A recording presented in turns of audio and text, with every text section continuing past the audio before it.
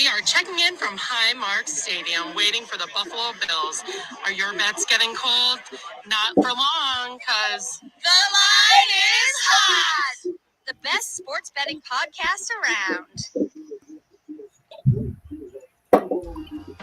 Yo, step up. Place bets, this moment's ours. Summit up the mountain, feeling the powers. Counting gains, no shame in it to win it. Roll the dice, double down, life's a limit. Kings on this court, ruling the game from the top of the world. Calling my name, no hesitation, just celebration, it's sight. Raise the stakes, we're living for a hype. Yeah, hit the summit, best high, watch it grow. This the life it chose. Let the stakes flow. And you are tuned in. We are live on a Friday night. It's about 9:15. It's going to be a great night, everybody. Thank you for tuning in here on the Built in Buffalo Network. I am your co-host, Shawnee V, a.k.a. SV the Don, joined by my PIC, as always, Boston Mike. Brah! Mr. Mike, how the heck are you, my guy? SV the Don, how are you, my friend? Good to see you again. Yeah, man. Yo, it's quite the evening. We got a lot of stuff live on the line us out tonight. We're going to talk some fantasy football, NFL Week 8. Right now, live, we have the Sabres against the Leafs on the front end of a home and home, with the Sabres playing at home, holding a short 4-3 lead right now into the third period. And we also have game one right now. Game one in the, as I call them, the evil empire, the Dodgers, up against our boys to the north, the Jays. And Dodgers are up 2-0 right now. But, man, we're going to get into it. Yeah. How was your week, my guy? Yeah, it was good, man. Good. Just getting ready for the show. Everybody's live. We got, technical things going on. And, listen, man, I hope everybody just likes that it's live. I mean, we could just get together Wednesday night and just record something and edit it real good and make it great. But, we put a lot of time and effort into going live. Hopefully everybody appreciates that. And, with that, hopefully we don't fuck it up. Hey, man. Yeah, I'm glad that you dropped that little F-bomb real quick. So now I have to hit the little tab that says that this episode is not PG-13. That's okay. Oh, I'm so sorry. You want to cut it again? You can say fuck, shit, whatever you want. Like put the earmuffs on, right? No, man. But you're a respectable person, man. You are. You're a respectable person. Well, listen, NBA started. Yes. The World Series is going on. What better time of the year other than right now? You've got every sport going. Everything is going. The bets are everywhere. The line is hot. Oh, yeah. NBA, to me, I know we're going to talk some NBA, tonight. Sure. Not probably what, people think we're going to talk about. But just having – the reigning champions playing, opening night.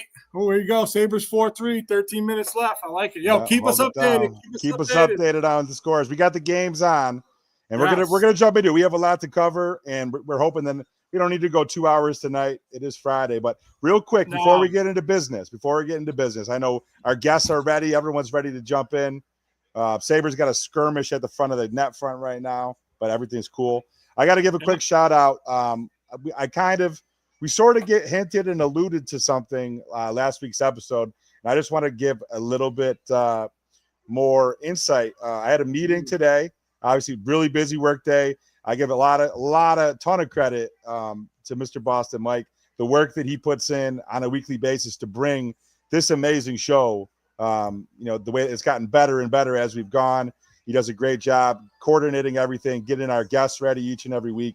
So kudos to you, my friend. Couldn't do it without you. But Mr. SV was taking care of some business development. Not that Mr. Mike couldn't do it. Mike has those skills as well. But I did have a meeting today with our sister radio station. So those of you in Western New York, most of our listeners, I think, are there for the most part. You know that we're loosely affiliated with WUFO, the station in Buffalo, with Coach Mookie Hawkins being the sports director. He's the one that, did give me my break to covering the Sabres as an official media member, which is why, we definitely talk hockey and Sabres a lot. 2.5 weeks into the season now, we're going to talk that. But I had an opportunity to have a quick meeting today with Miss Sheila Brown, the owner of the station. And little did we know until recently, ATL Phil and I had a chance to go to a party at a cigar spot, a cigar bar near the airport in Atlanta. And we met, some people from Buffalo. Obviously, everybody from Buffalo was in the building. Everybody that flew in for the Bills Falcons game. We need to get into that. But we're gonna basically have more or less carte blanche to go and do some recording of this show, our other show, our sister show, Step Brother Sports.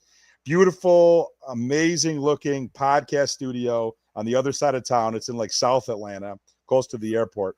But we're going to be doing a lot of stuff with them, and a quick shout out to them. So that the station here is WIGO, the legendary, I call it WIGO, or WIGO, WIGO. But they have a really cool kind of open, I guess it's open. It's like a community day event tomorrow around 12 o'clock.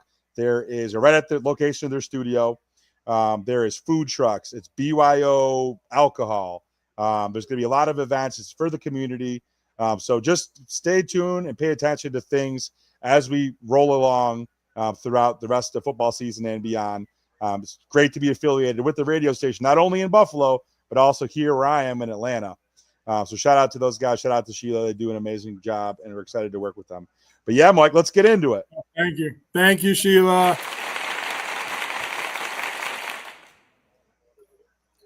Well, I mean, listen, like I said, this is the time of your life. You're watching every sport going down. I started getting into that NBA, that opening night. I mean, it's just amazing, right? Double overtime, OKC Rockets. I mean, it's just, KD fouling out, my boy and your boy, SGA. Yeah. Killing it. Shout out to the number 2 pick in the fantasy basketball draft. Thank you for leaving SGA to me. Shout out to Gabe, our buddy. Yeah. We do cards with Summit Sports cards. A quick other piece of news I'll share before we jump into it. Another piece of news. We are going to be opening up a multi-purpose office and storefront in the Cumming and Buford area on Lake Lanier. We're signing our lease actually this weekend. So shout out to everybody involved, Mike and Phil and Billy the Kid.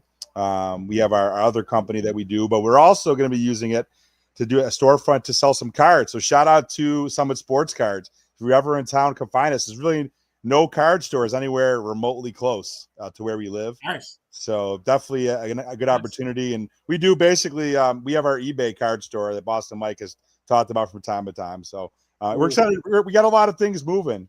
So we have our hands in a lot of pots, and we're excited, and we're happy to be kind of hitting on all cylinders. So. Yeah. If anybody's going to the card site, I have about 10,000 cards to load. Just bear with me, but we've got tons of stuff, Grail stuff, football, basketball, hockey, pretty much everything. You need some PSA 10s, you need some patch cards, whatever you need. We got some new Disney singles. We've got some SpongeBob, a bunch of SpongeBob. We ripped a ton of SpongeBob lately. Ripped a ton of Garbage Pail Kids. Chrome 7, then we went into the 40th anniversary or 40th anniversary. So, I mean, we're doing some stuff. It just takes some time, but if you guys want some cards, let us know. But yeah, like I said, let's bring everybody in because I was very happy. We got some big topics to talk about. Mr. Hatch, we will get to this. I promise you.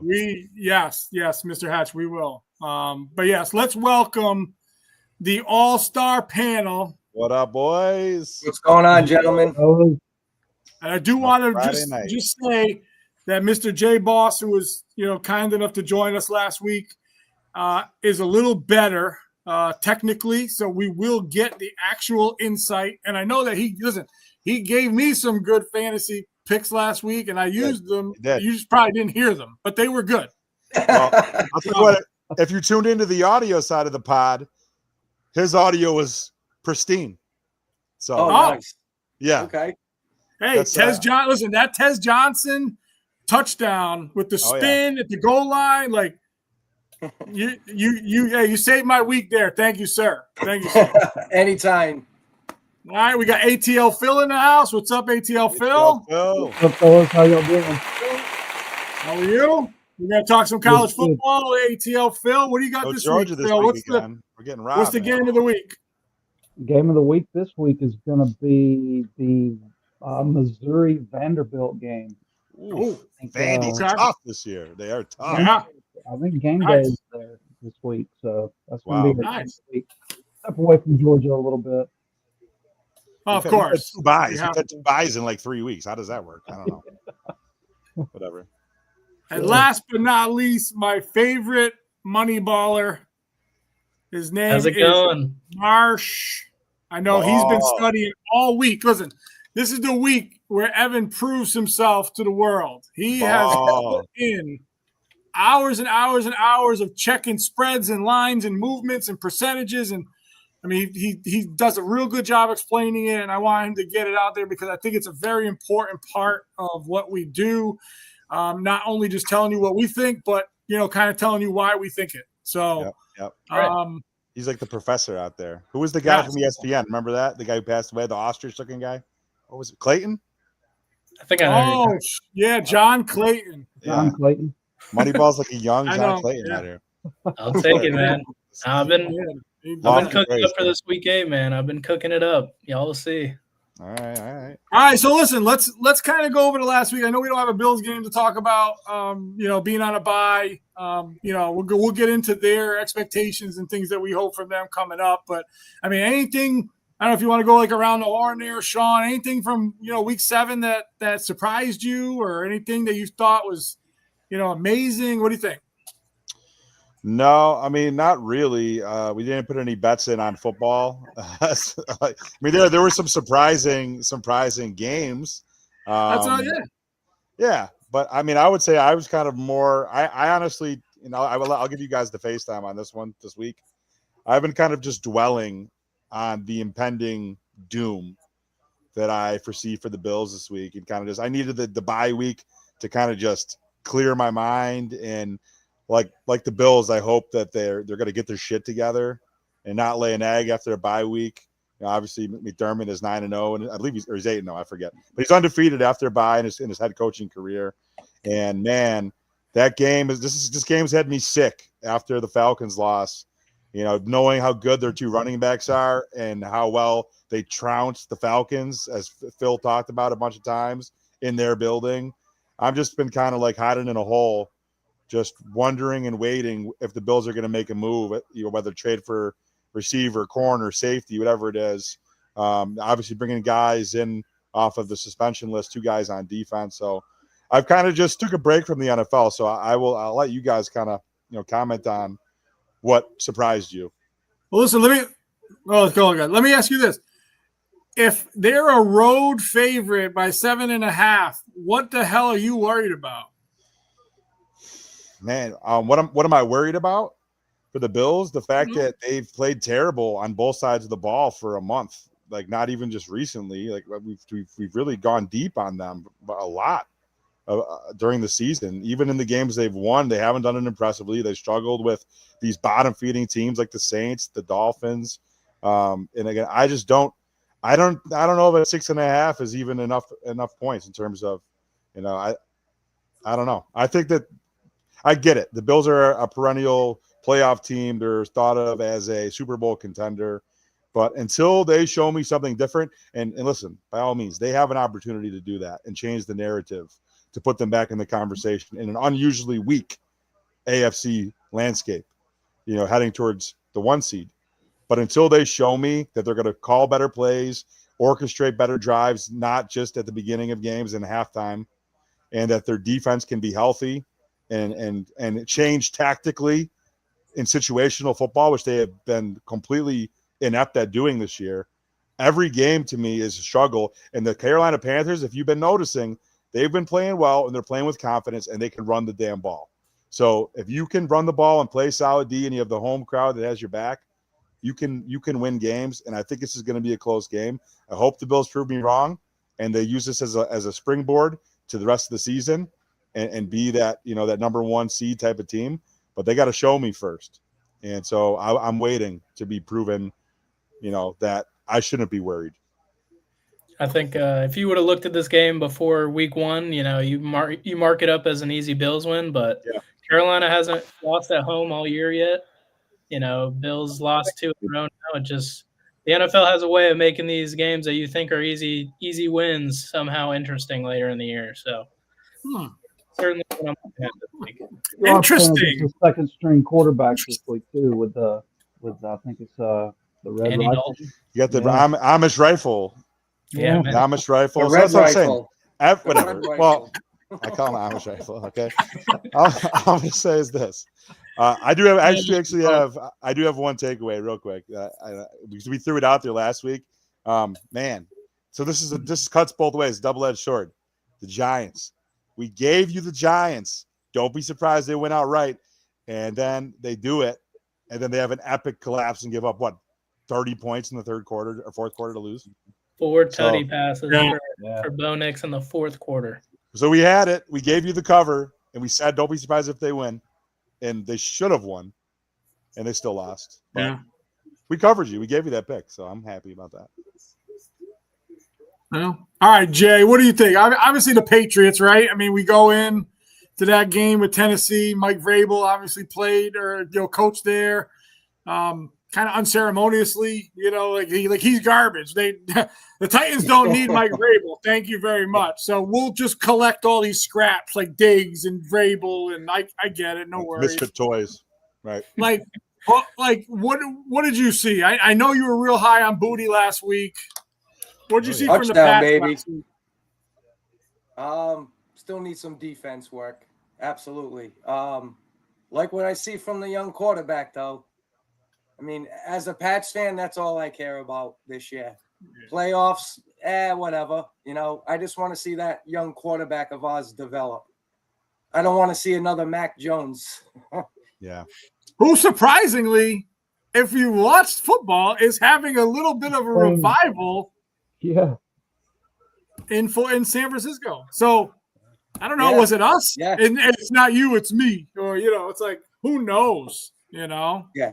Well, he didn't have a lot of weapons in New England either, so we can't put it all on Mac Jones. No, you're right. So obviously, what we're seeing in San Francisco is what the scouts seen when they drafted him to New England. So, Yeah. so maybe he is a pretty decent quarterback. I collect cards. Obviously, every Patriot quarterback I jump on. So I do have some really nice Mac Jones cards for all you left coasters that want some. I do too, don't I? Listen, No, I'll tell you one thing. When they drafted him and they had that picture of him at Alabama smoking the cigar with the pot belly on, I knew right there and then that he was not my quarterback. Unfortunately, I mean, stereotyping dad bods. I got a dad bod, whatever, but I just wasn't feeling him. Listen, I think the Gerard Mayo thing happened for a reason. And I still think that whole Bills theory of, we're going to stick it to the Patriots. Yeah, okay, Will Campbell falls in our lap. Boom, thank you. Mike Vrabel falls in our lap. Boom, thank you. And I still don't know. I don't know if we talked about this last week or not.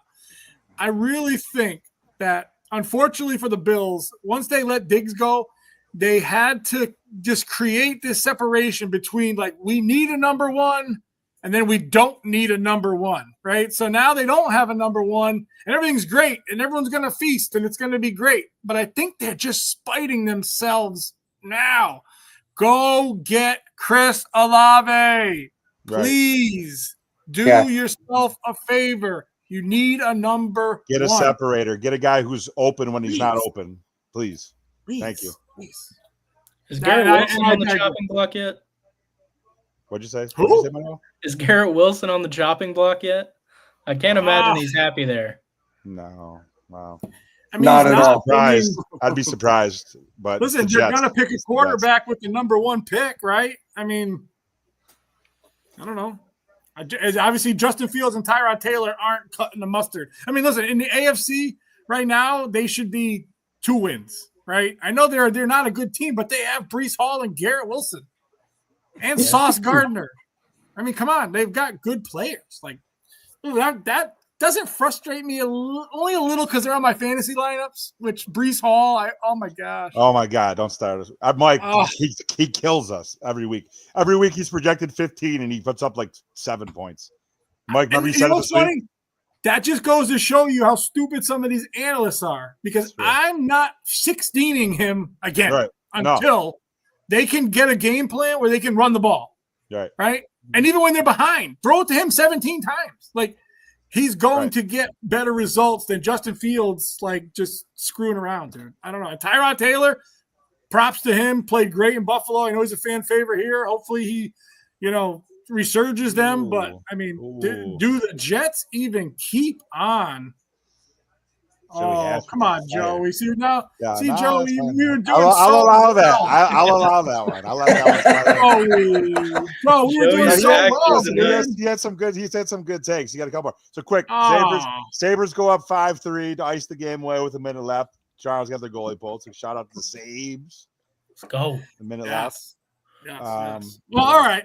So listen, let's not dwell on it. I don't think the sky is falling for you, and I also don't think that we're the number 1 seed right now either. So I mean, there's definitely somewhere in the life in the middle. Yeah. We all live in the middle, right? We're all in that gray area. I want to see us win this week. We should win. I want to see the Bills win this week. They should win, right? They should win. Yeah, they should. The Bills should win.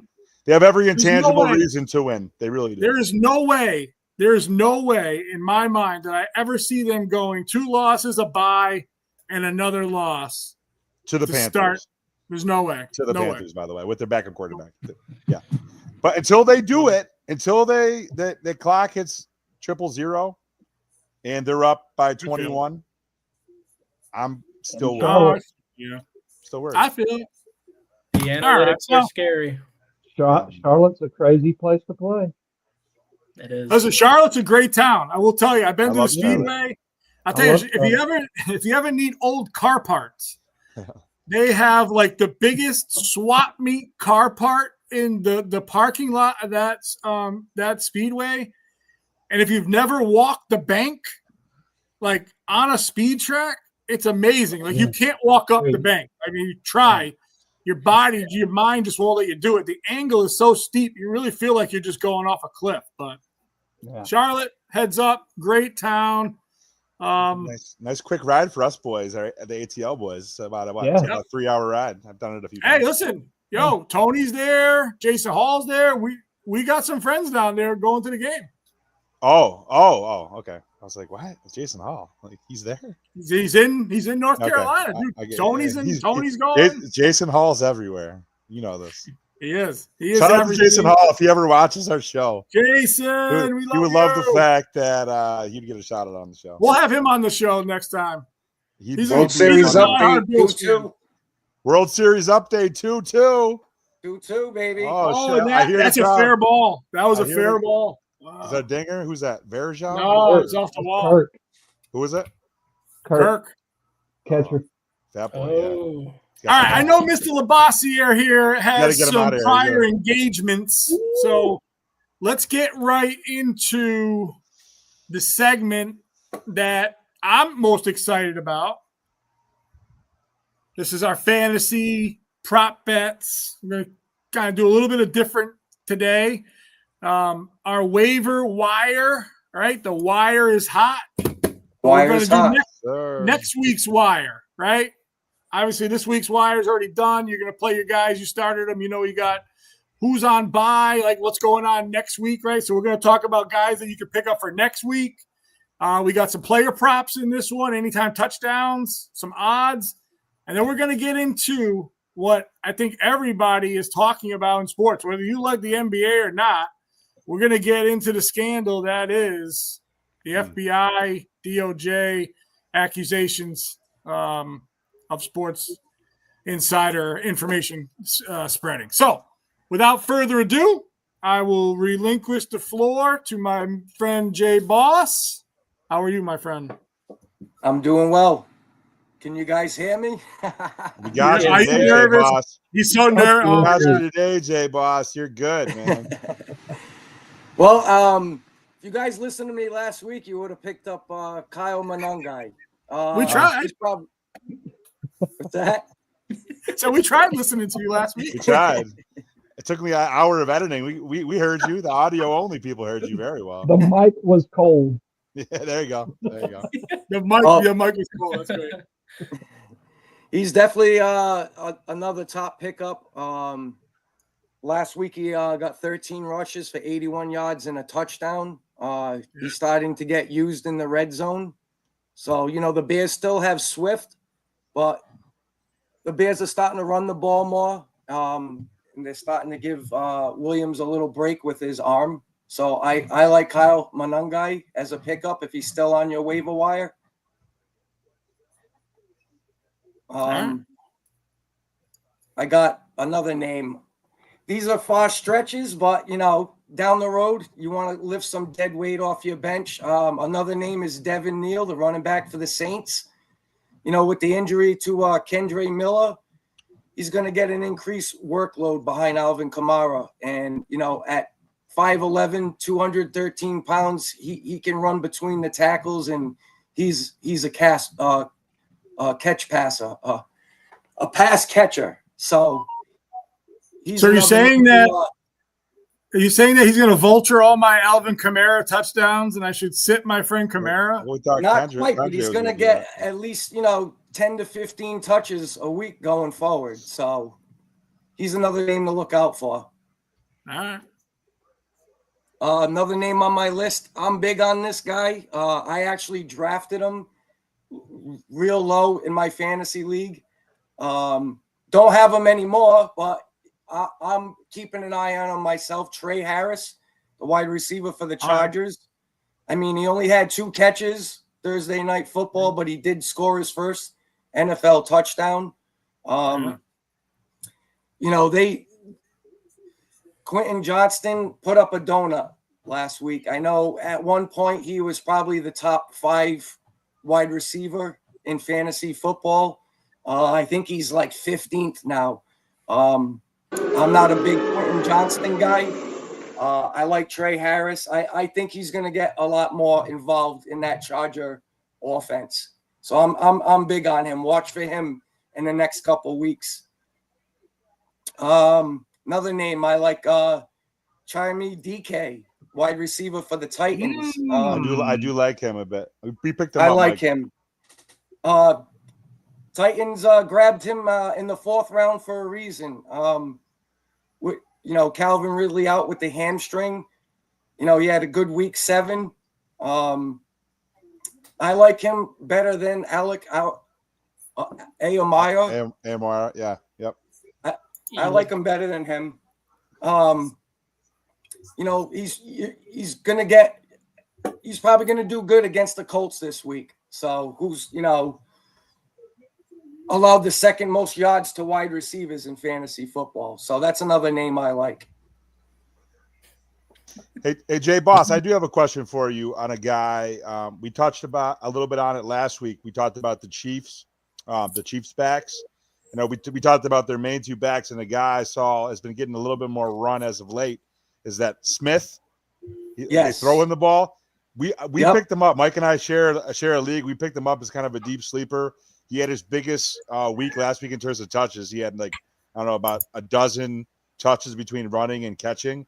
Do you see him as being viable at all as the season goes on? Absolutely. Yeah. Especially in a PPR league. I mean, absolutely. He's going to get the catches. Kareem Hunt just ain't doing it. Pacheco not really doing it. So why not? Why not this kid? I think that's a good pickup. Nice. I just feel like the Chiefs are going to do whatever they want in this game. And I can see all of their receivers having a touchdown. Well, they're opening up a little bit more with the offense too. Rashi Rice back. So yeah, I can definitely see them spreading the ball around to this Smith kid. Absolutely.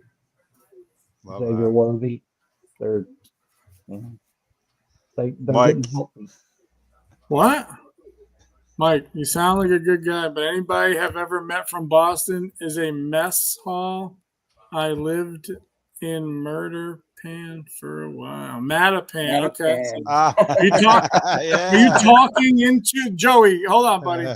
I see all the stuff he's putting out here. I mean, he's not. I must not be that nice of a person, where you wouldn't be trying to murder me in Mattapan. Yo, if you're not from Providence, you're not nothing. All right. I guess. I'm sorry. Jeez. Do you like the Red Sox at all? Is there something I can do for you, buddy? Yo, why don't you send them a free Summit Sports booster pack in the mail? Why don't we do that? Send them a pack of cards. Send them some cards. Jeez. Thank you for showing some love, though, my friend. I appreciate it. Yeah, thank you for tuning in and all the comments too. Yeah, we're just messing with you. Listen, that's the beauty of Boston Mike. Boston Mike lives literally behind enemy lines, right? I tell people all the time, even though I'm a Bills fan second, nobody here either believes that or appreciates that. So I am the deflate gate. You're a spy gate. Listen, dude, I'm just a fan of the team that my grandfather told me, right? So I'm not gonna talk shit about Joey's grandfather, because I'm sure Joey's grandfather sat him down and stuck his finger in his ass and says, "You like the Bills." Did he, Joey? I'm sure he did. So respect. He goosed him, huh? He goosed him. All right. Well, I mean, what else can I say? Anyway, all right. So that's great. We do have some anytime touchdowns. Jay, you want to give out anytime touchdowns? We're going to do a little player prop here. I do. Wish we did it last week. We were what? What did we say? We were 6 for 6. We were 6 for 7, I think. Yes. 6 for 6. Yeah. Wow. We kind of, with the technical difficulties, I guess we got a little sidetracked and kind of didn't throw it out there. But yeah, 6 for 6. That's impressive. You know what? I like Kittle. Okay. I can see him being a big factor this week in the game. Coming back. I also like Mbuka this week. No Mike Evans. Yeah. Baker's going to keep relying on the man to catch the ball. You know, he's good. Giving him a good chance to find the end zone. So all right, hey, hold on. Listen, I have the odds. So obviously Fanatics is our preferred vendor for betting. George Kittle he's a plus 165. The only plus we're going to give here. So they don't think Kittle. You believe in Kittle. I like it. Yep. Abuka, there's a minus 105. So you go through it. I'll give the odds so everybody knows where they stand. Sure. Okay? All right. I also like Tyler Warren this week against the weak, Titans defense. With Indiana Jones throwing the ball this week to him. So I like Tyler Warren to score a touchdown. That dude's a monster. Nice. So he's minus 115. Obviously, Michael Pittman's going to catch some balls there. I think Jonathan Taylor's going to get 700 rushing yards. Probably. Very possible. Buffalo, I like James Cook this week too. They should be up in that game. They should be running the ball a lot this week. Yep. I like James They Cook. Should get back. Yes. Get back to what's been working. Yep, exactly. I also like King Henry this week. Lamar's back. Lamar's back. Right. He's going to get a ton of attempts to get into the red zone this week. I definitely like him for an anytime touchdown. Jay, you just read off both of my starting running backs back to back there for Tutties. So Awesome. I highly agree. Awesome, man. All right. James Cook is minus 145. Derrick Henry's minus 225. So that's a better pick. The word is out. Yeah. And Tyler Warren was minus 115 too, just so everybody knows. Yeah. All right. I got one more here too. I definitely like Jamar Chase. Joe Flacco's just been feeding him the ball. He scores. This is going to be his 4th week in a row with another touchdown. So I definitely like Jamar Chase this week as well. I'm trying to make sure Joey gets this post in here. What'd you say? Sorry. I'm trying to make sure that Joey. I've showed this 3 times. Make sure he gets his comment right here. Anytime Tutty for Joe Flacco. Joe Flacco. Yeah, is he like the mobile TV. This is a rushing touchdown. I would assume so. I don't know. Yeah, that would be. That's a bold prediction. That is bold. I don't know if that's a joke or if it's serious. I'm gonna find out what that pays, and I want to see Joey bet $100. Bet it and send a pic of it. If this guy if he bets $100 and shows me it, he can come on the show next week. Yo, I like that. Plus Joey Hatch. 1,500. Joey Hatch, do it. How much? Come on the 1,500? show. Plus 1,500 All anytime. right, dude. Yo, 1,200. Joey, you'll be rich and you'll be famous. I don't know about rich or famous. Wow. Let's talk. Well, Sammy, he'll be famous amongst the 5 of us. That's true. Okay. I'm sorry. We love you. Oh, talking text. Are you driving? Don't drive and watch us. Hey, you got to get that pod in, man. Yeah. Whatever you're doing.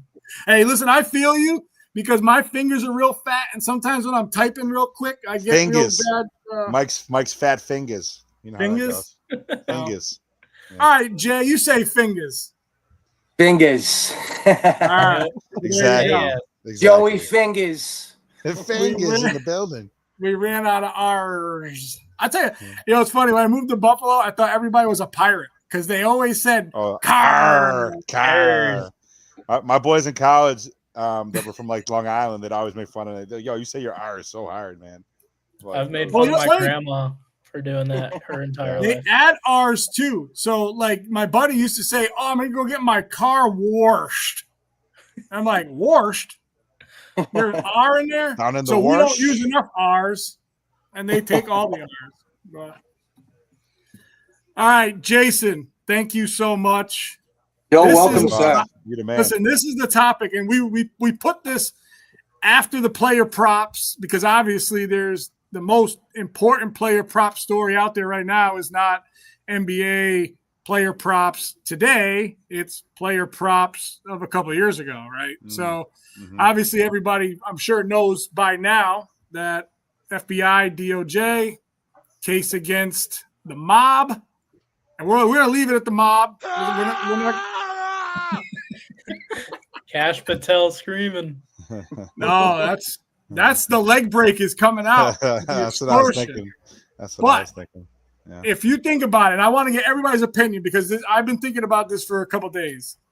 Like, number one, those guys are so rich and famous. Like, what the hell are you thinking? Number two, I was just in New York City like 2 months ago. Somebody told me the mob wasn't even around, which I was naive to maybe think they were. But listen, that's where they live in that world, man. Like I get it. And now they got technology out there. I mean, they're scanning poker tables underneath. So you can see the cards. They got Wi-Fi in the shufflers. I mean, like, so that one. So poker for me, that was kind of the one that hurt me the most because I always go to a casino and private poker games and everything. And I always feel like that's the one gamble that I can do that is about me and my cards and that, the house is not against me, right? So you sit down at a table and you feel that, yes, they're going to take a rake. They're going to take your tiding, like, whatever. It's all good. But you don't feel like they're against you. But do you now? I don't know, right? But as we talk player props, what is up with sharing information out there for your financial benefit and making $2,500, $2,000, $10,000, $100,000, whatever. These guys have multi-million-dollar contracts. They've made hundreds of millions of dollars or $100 million in their career. What the hell is happening? Somebody explain this to me, please. The one of the reports I saw was that Terry Rozier, there was a game where he specifically faked an injury, was complaining about his ankle. He played the first 10 minutes, so it still counts as playing and being active in the game. And apparently he had people betting on the side for him, taking his under because they knew he was going to leave the game. And he got a $200K payout out of that. I can already guarantee. I heard about that. Yeah, his contract is way more than $200,000. I mean, I don't know what he's doing on the side to need that extra cash flow, but that's just ridiculous to me. My thing is this, and ATL Phil and I talked about this. It's like, I get it.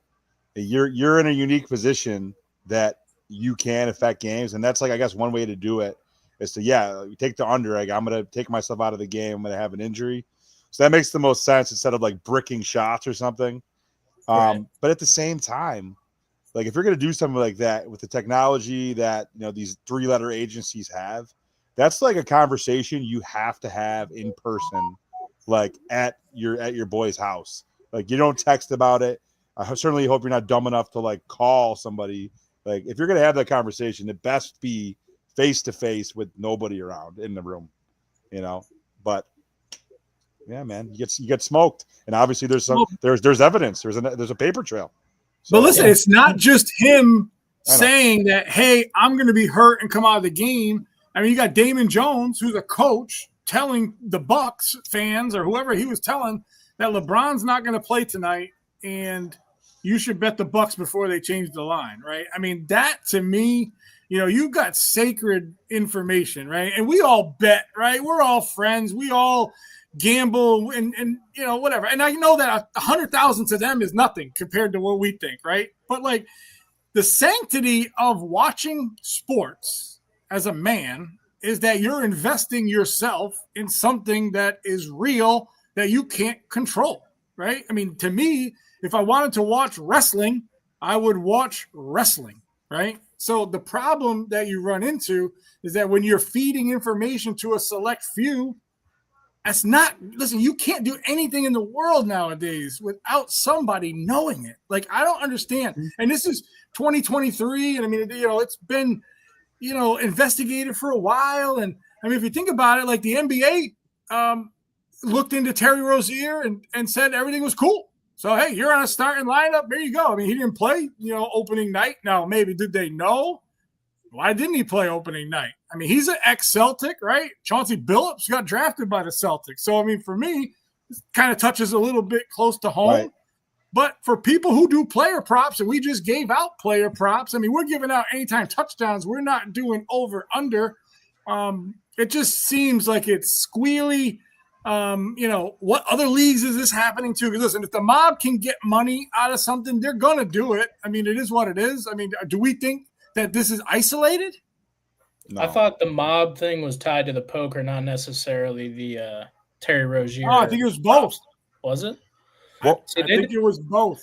The entire report they need to come out really, and if Cash Patel and they have all these people like diving into it, like, because the thing is with me, it can't just be one game and you make a $200K check, you know, because if you're betting the under on a prop, the odds for that under are not that high.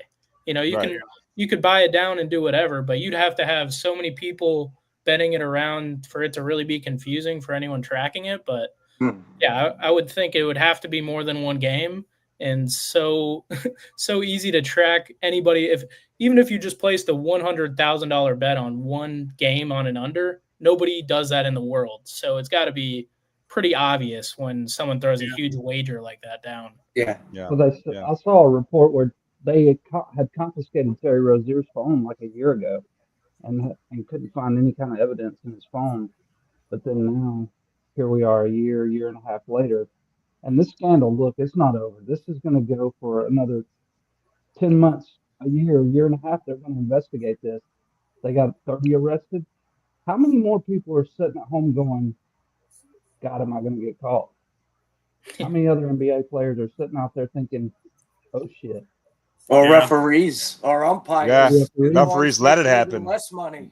Oh, think about it. We've already had the Donaghy scandal, right? I mean, we already had a ref that had. I mean, like think about it. And then the guy from the Raptors. I mean, he pleads or takes a plea, and you know that guy's banned for life. I mean, and listen, I was the one person that I knew in my group that said you should let Pete Rose in the Hall of Fame. But this, I think, is a little worse, I think, because not only are you defrauding the sports books, but you're defrauding every other person that placed a bet on that, right? So, like, are you going to go back? Did you have Terry Rozier's over that night, right? Do you have some recourse or something like that? I don't know. I just think that, especially when Adam Silver comes out opening night and he brings up gambling, like that was weird to me. I don't know if you guys watched opening night. It is. Just very weird.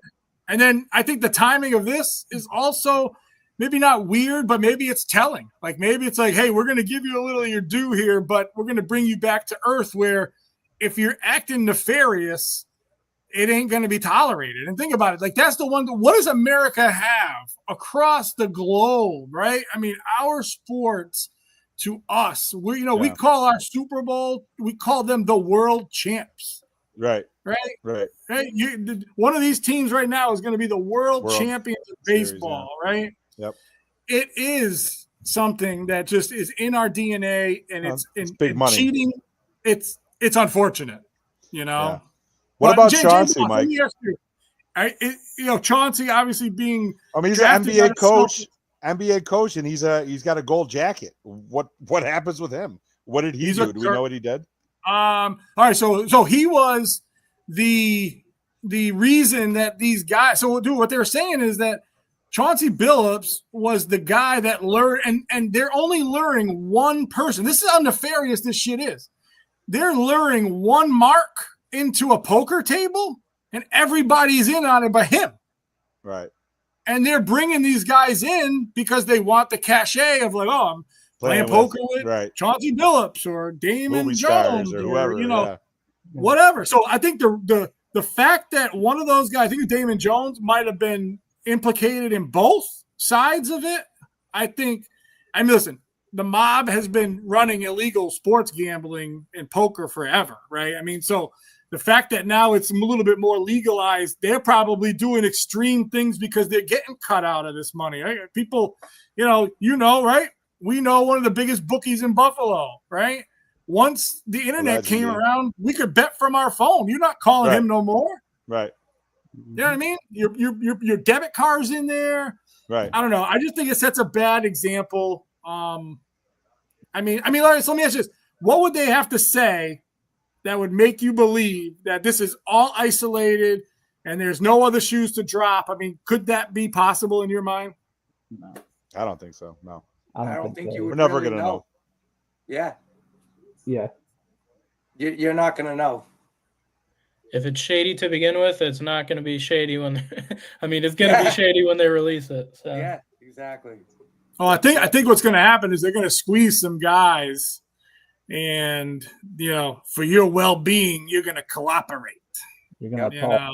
So I hope some examples of these guys.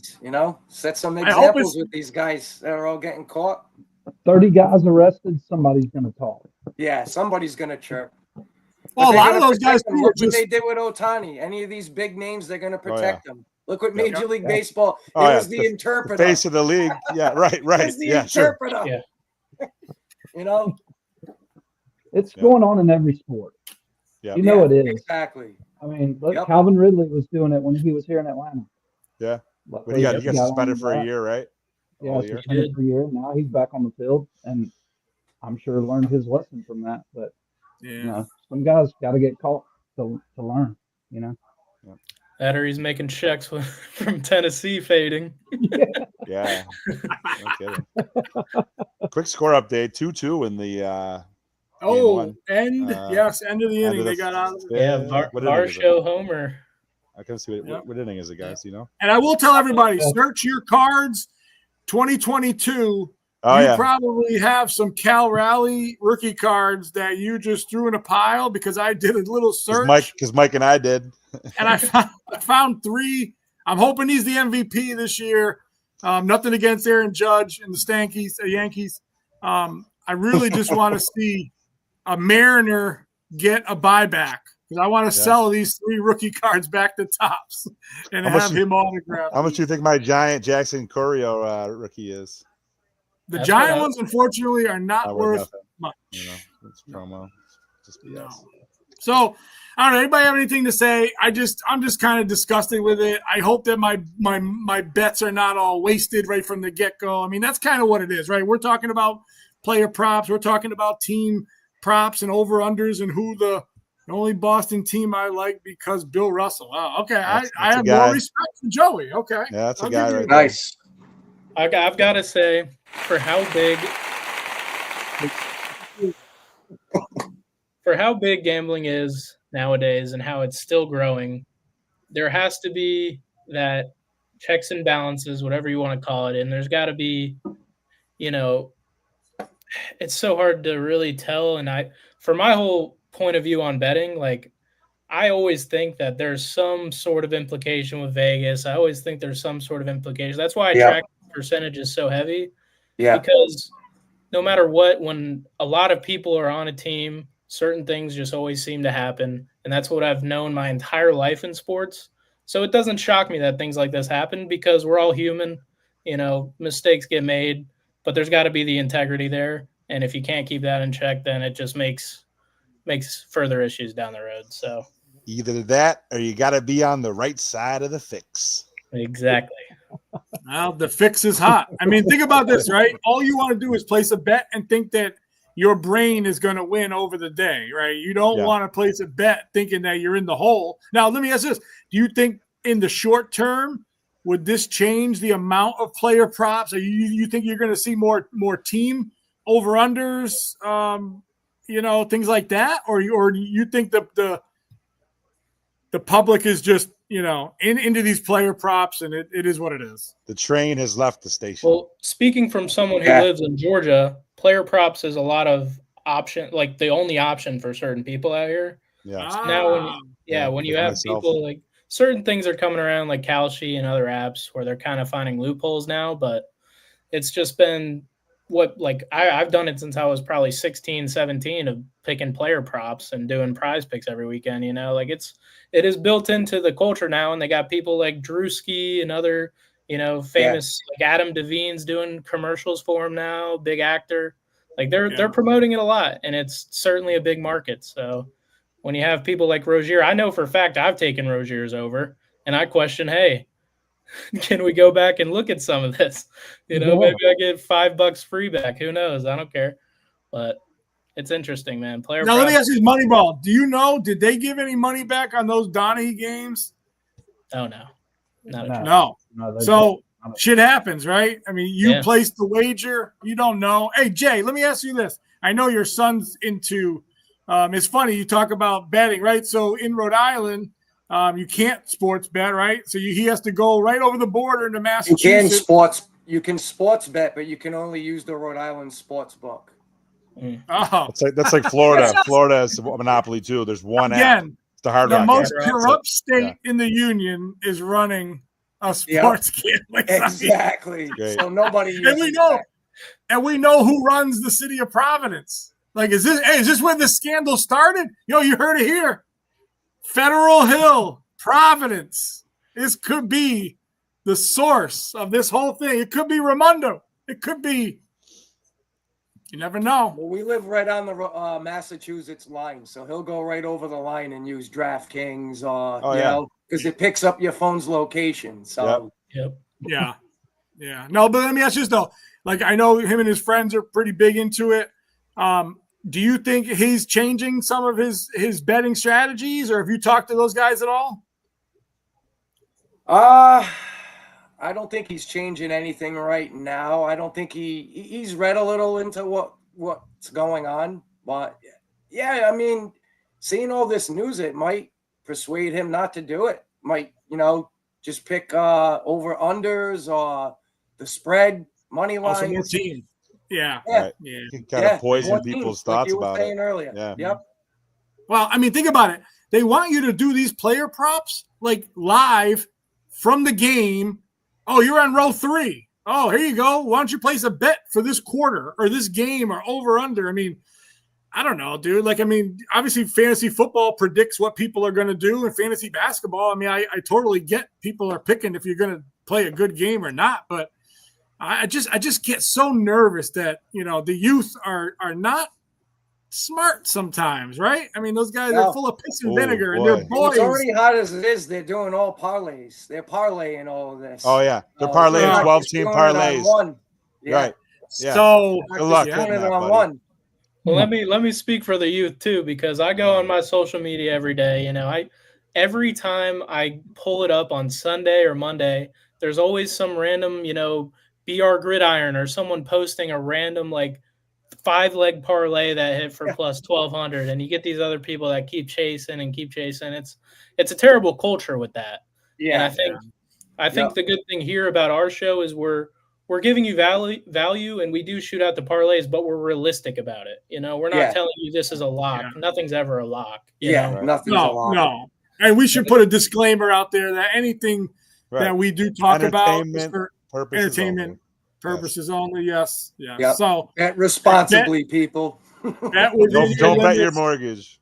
Well, and that's kind of what I think it might be with these players, dude. Like they're so competitive that, like, oh shit, I gotta get some extra action on it. And for them, like I said, $2,500 to me is a shit ton of money. $2,500 to him is not, but like they just need action, It's know. like their And snack it's funny money for the day. I watched. they're hooking up their homeboys. They're hooking up their homeboys. They're hooking up their buddies.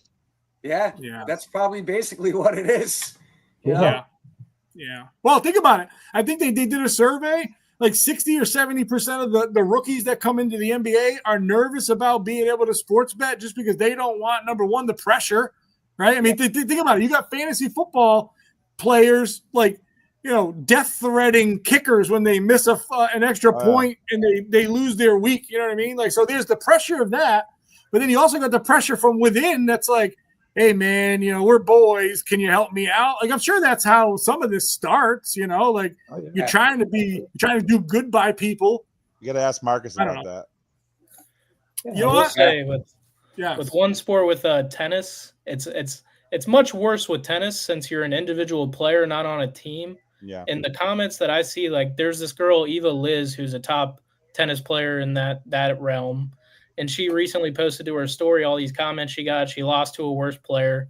She's getting like death threats, people saying, off yourself, things like that. It's a terrible culture. And people are putting these girls into like 5-leg parlays and then threatening them. It's like, you got to be realistic with a certain amount of stuff, like. Yeah, absolutely. It's crazy. I felt that way when Sean and I were betting on 1 p.m. soccer games on Tuesday in like some remote fucking mountaintop in Mexico City or something like. League X, or I forget the name of it. The Tigres are good. They're usually good. Who else is good? Club America. We like Club America. Yes, yeah. Well, because they said America. Yes. Yeah, Club Everybody do have to remember too. You're betting on kids. Yeah, these are kids we're betting on. You Yeah. know? Millions and millions of dollars are being bet on kids. Yeah. So it's right. I think it's unfair pressure.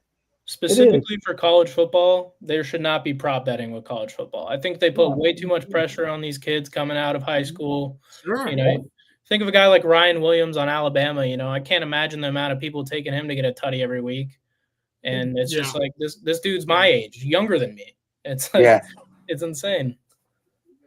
Well, here's what I think. I think the better news out there is that even though the technology is out there to cheat, I still think that technology can be used for good and we can discover these cheats, right? So the more accountable that they are, the more transparent they are. Maybe they have to, have an overarching sports. I hate to say get the government involved with it because I am such a small government person, but in this case, that's what the government does, right? They protect the people, right? And gambling, unfortunately, is an addiction. You might not be an alcoholic, you might not be onto drugs, but the guy that bet, who I was watching? Craig Carton, right? If anybody watches The Fan back in the day, Carton and Boomer had a show in the morning. I hate him. City. I'm not a fan of him. Hot take artist. But hold on. He had a real good take of when he went to rehab for gambling, thanks, buddy. How asshole, baby. Now listen, hold on. The guy next to him was in the rehab for the same type of thing. Carton's betting, millions of dollars, tens of thousands of dollars, whatever. And this guy, his addiction was $1 scratch offs, right? And the guy told him, he said, I knew I had a problem when I got into my car and the shavings off the tickets were up to my knees. Like, how many scratch tickets? That's a lot. It just goes to show you that scratch tickets. It's an addiction. And I think that like all this stuff is preying on them. It's just, when you make drugs more accessible, people do drugs. When you make gambling more accessible, people gamble. Right. You change the age of alcohol, tobacco products. Yeah. You legalize certain drugs. Yeah, of course. Well, now it's going to be the ATFG, alcohol, tobacco, firearms, and gambling, I don't know. I just think that they have to protect people. I'm anxious to see what happens. I do agree with Joey. if this is true for Chauncey Billups, and even though he was drafted by the Celtics and I hold him in a high regard, and, those teams in Detroit he played on were amazing, like, I would strip him of everything. Like, this to me is worse than Pete Rose. I know Pete Rose bet on games that he was in, but, I mean, for the most part, I think Pete Rose was betting on his damn self. Yeah, Pete Rose, like, I'm going to get paid a little bit more for playing my ass off. I'm going to play my ass off anyway. Right. And correct me if I'm wrong. I don't know the whole Pete Rose betting saga. Pete Rose was doing it, I believe, when he was managing and he was betting on his team to win. That's respectable. So if you're going to do it, Yeah, he didn't change any outcomes of the game. Right. Yes. And I don't know Shoeless Joe Jackson. Unfortunately, I heard he was an awesome dude too. 8-man out. I don't know. I mean, that scandal seems like it rocked the world. I mean, now we have another one. So I don't know. Like I said, I just want it to come around and people to feel safe. Because that's really all we're trying to do is have fun, right? Betting should be fun. Like I said, please bet responsibly and love the line, because the line is hot. So that being said, Shawnee V, can you do me a favor? Oh yeah, of course I can. You're up. So, are you ready to plan your dream getaway? At Cruise Planners by our beloved and favorite sponsor, Mrs. Amy Perrin, located right here in Lancaster. We've been helping travelers for over 20 years. Our clients experience unforgettable custom itineraries, all-inclusive escapes, cruises, and so much more. And best of all, you won't pay a dime for our expert services. So call us today at 716-458-0755 or visit us at our website, www.cruisetheworldvacations.com. And remember, your adventures starts here. Awesome. Thank you, sir. And Mr. Boss, just so everybody knows, I know you had some prior engagements. Thank you, Jay, for coming on. Thanks, Jay. Your audio was great tonight. Yes. Yeah. Stepped it up. What a man. So, again, I can't believe you guys are letting Boston Mike get the number one slot in the weekly picks. As you can see, we went a little bit is it number one? festive. Well, we're tied. Hold on. Okay, we're tied. Okay. It's creeping. You're creeping on the come up. No. Oh, I can't catch you if you keep tying me. That's true. I'm not padding. I'm not padding, though. I'm not padding the lead. No. Hey, that's a good week. You guys killed it. 11 out of 15 is phenomenal. But we're still, everybody's hitting above a 50% clip. 15 games a week. We're doing solid here. No, listen. And I'll tell everybody this, and I talk to Evan a lot. If you want good info from Evan, unfortunately, Friday night is not the time that you're going to get the best info. Okay? Evan works on these spreads and picks all week. When he sends me his picks, like the real pick Sunday morning, like he goes 12, 13 wins against the spread, right? So let's not, Right. We're picking these spreads on Thursday with all the information that we have at the time, weather not being a factor necessarily, weather could change, injuries, designations not finalized. So, they could definitely change. So, Evan, can you do me a favor and just kind of rehash a little bit of what we talked about earlier and like what you tracked during the week, just so everybody has a little bit more of an insight? Yeah, absolutely. I'm so happy to do this because, it's we do this Friday. We know we got 2 days in between now and Sunday. So things change, percentages, everything I track. I'm an analytics guy. I'm looking at a very specific system of what I like to see. And think of all the people in the world that, you're busy Monday through Friday. So you're sitting there Saturday or Sunday, you wake up, that's when you're betting these teams. So I'm looking, typically my system is I like the early leans. I like to see what's moving, where the percentages are at initially to then get a better idea, Saturday night, Sunday morning type of thing. Cause that's when stuff is finalized, that's when these games are starting. So for last week, I gave out, we do the spreads here, but mainly what I'm tracking is money lines because there's a certain threshold or percentage, whatever you want to call it, where these games are kind of easier to tell for me to see what's actually going to happen. So, even for this week, there's teams getting like 67% for the Jets right now on the money. I can guarantee you between now and even tomorrow and the next day, that's going to change rapidly. So it's always a lean of what I'm giving here, and then I'll shoot it to you guys of what I finalize and what I think. And last week I went 13-1 on the money line. The only game I got wrong was that Atlanta team, thinking they were going to actually do some against the Niners. Damn it, Phil. God. Yeah, How do you do that? Like, how does that happen? Granted, I did go out to the West Coast, but you play so good against Buffalo, and then you just go lay an egg in San Fran. It's Classic To a hot dog backup spot. quarterback. To a it's backup. bad. It's bad coaching is what it is, honestly. It's terrible play calling on the offensive side. You're not going to win games putting up 10 points. I mean, even Cleveland would have beat our ass. So you got to be realistic with the play calling, and it's so painful for my two favorite teams because I'm a big fan of Buffalo. I'm a big fan of Atlanta. We got Georgia.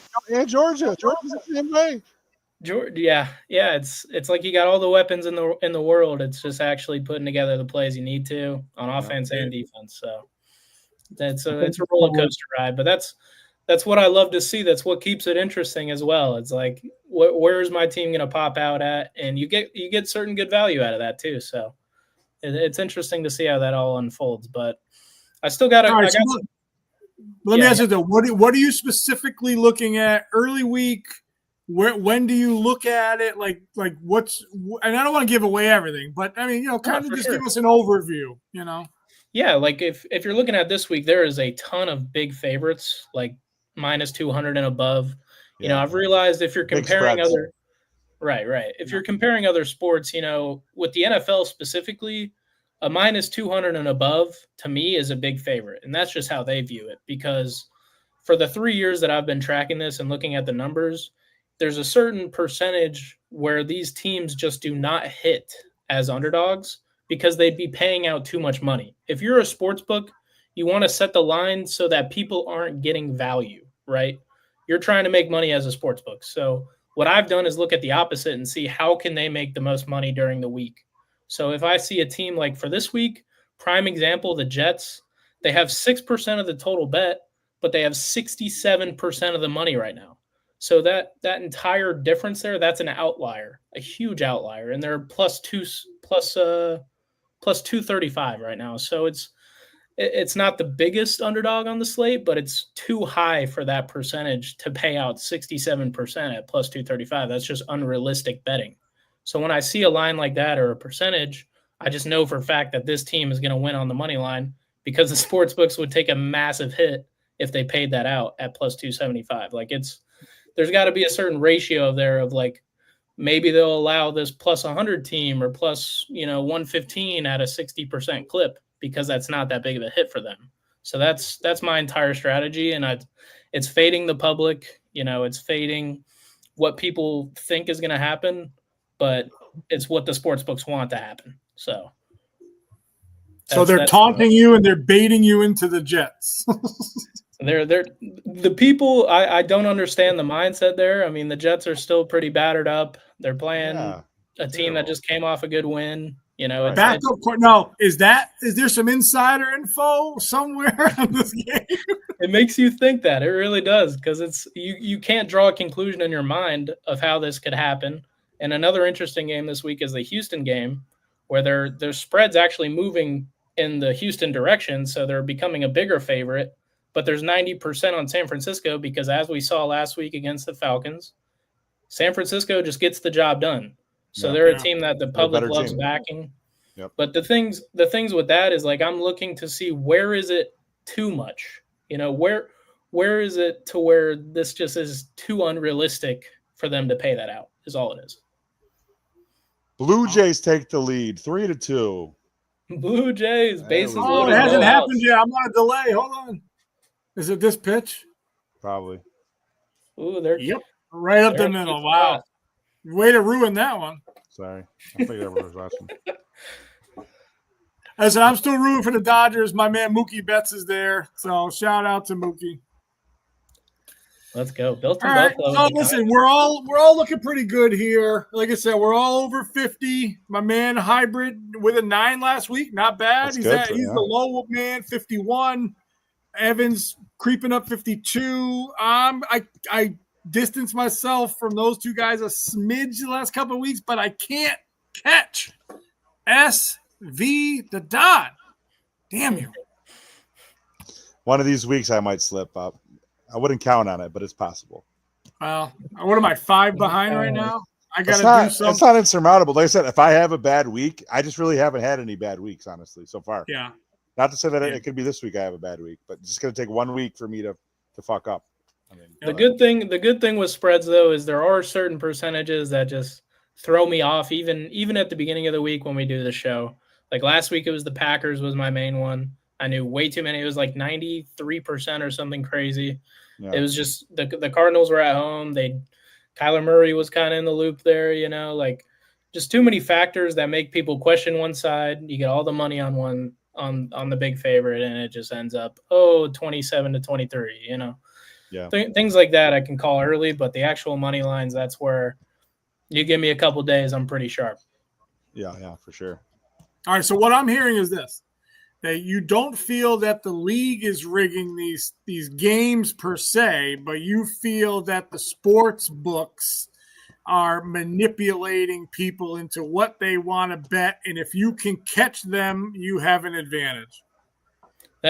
Essentially yes. Because if you're the sports books, there's different line movements, there's different things you can do to make people believe in a certain team, and that's where the percentages change. The teams with the NFL, there's good players on every team in the NFL. So I think that's what kind of people forget about sometimes. And that's where I try and take advantage. But it's also, it's not a thing of every play is rigged. Everything is against you.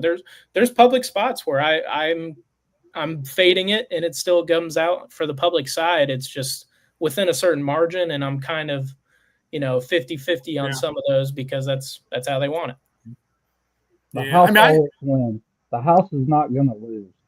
Right. Vegas is not going to lose.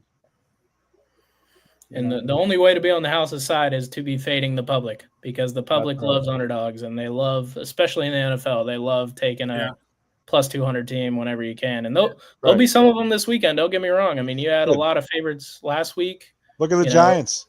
The Giants should have won and still lost. Right. But they missed an extra point. Like, is that real? Like, did that happen? Like, come on. I'm just saying. That to me is the part where I question the integrity of the game. Right. Because the only way that they could have just ended it to where the minus 300 team got it done was to miss that extra point and give them the extra time to go back down the field and get that final field goal. Right. Those are the things that make you question. And those are the things where, even the total of over and under is like for this week on Thursday night game, the total was set at 44.5. You had it at 41 and the final kick of the game gets it over by 0.5. So it's like every time you look at it, if you're looking at it super closely, you will notice that the end of games affect a lot and how teams start out at the beginning of games affects a lot as well. So it's got to be a constant tracking thing, and they're betting on you not being that sharp and knowing every single angle of what's going on. And that's what I try and do is I sit here and I'm constantly tracking every single percentage I can because that's what gives me an edge over most bettors. So I think most other people too, like most regular people, quote unquote, aren't like monitoring the league and all the teams and their performance on a weekly basis like we do. So it's like I think we are, I would say, maybe not statistically speaking, but we are sharp bettors on the show because we're paying attention to everything, the injuries, the trends, the fact that don't be surprised the Giants win. They still cover the spread. Most people wouldn't have thought that. So it's like if you're constantly paying attention, I feel like the public likes what they like. They go to Vegas on a boys' weekend and they throw a bunch of money on a bet and don't know what the hell they're doing.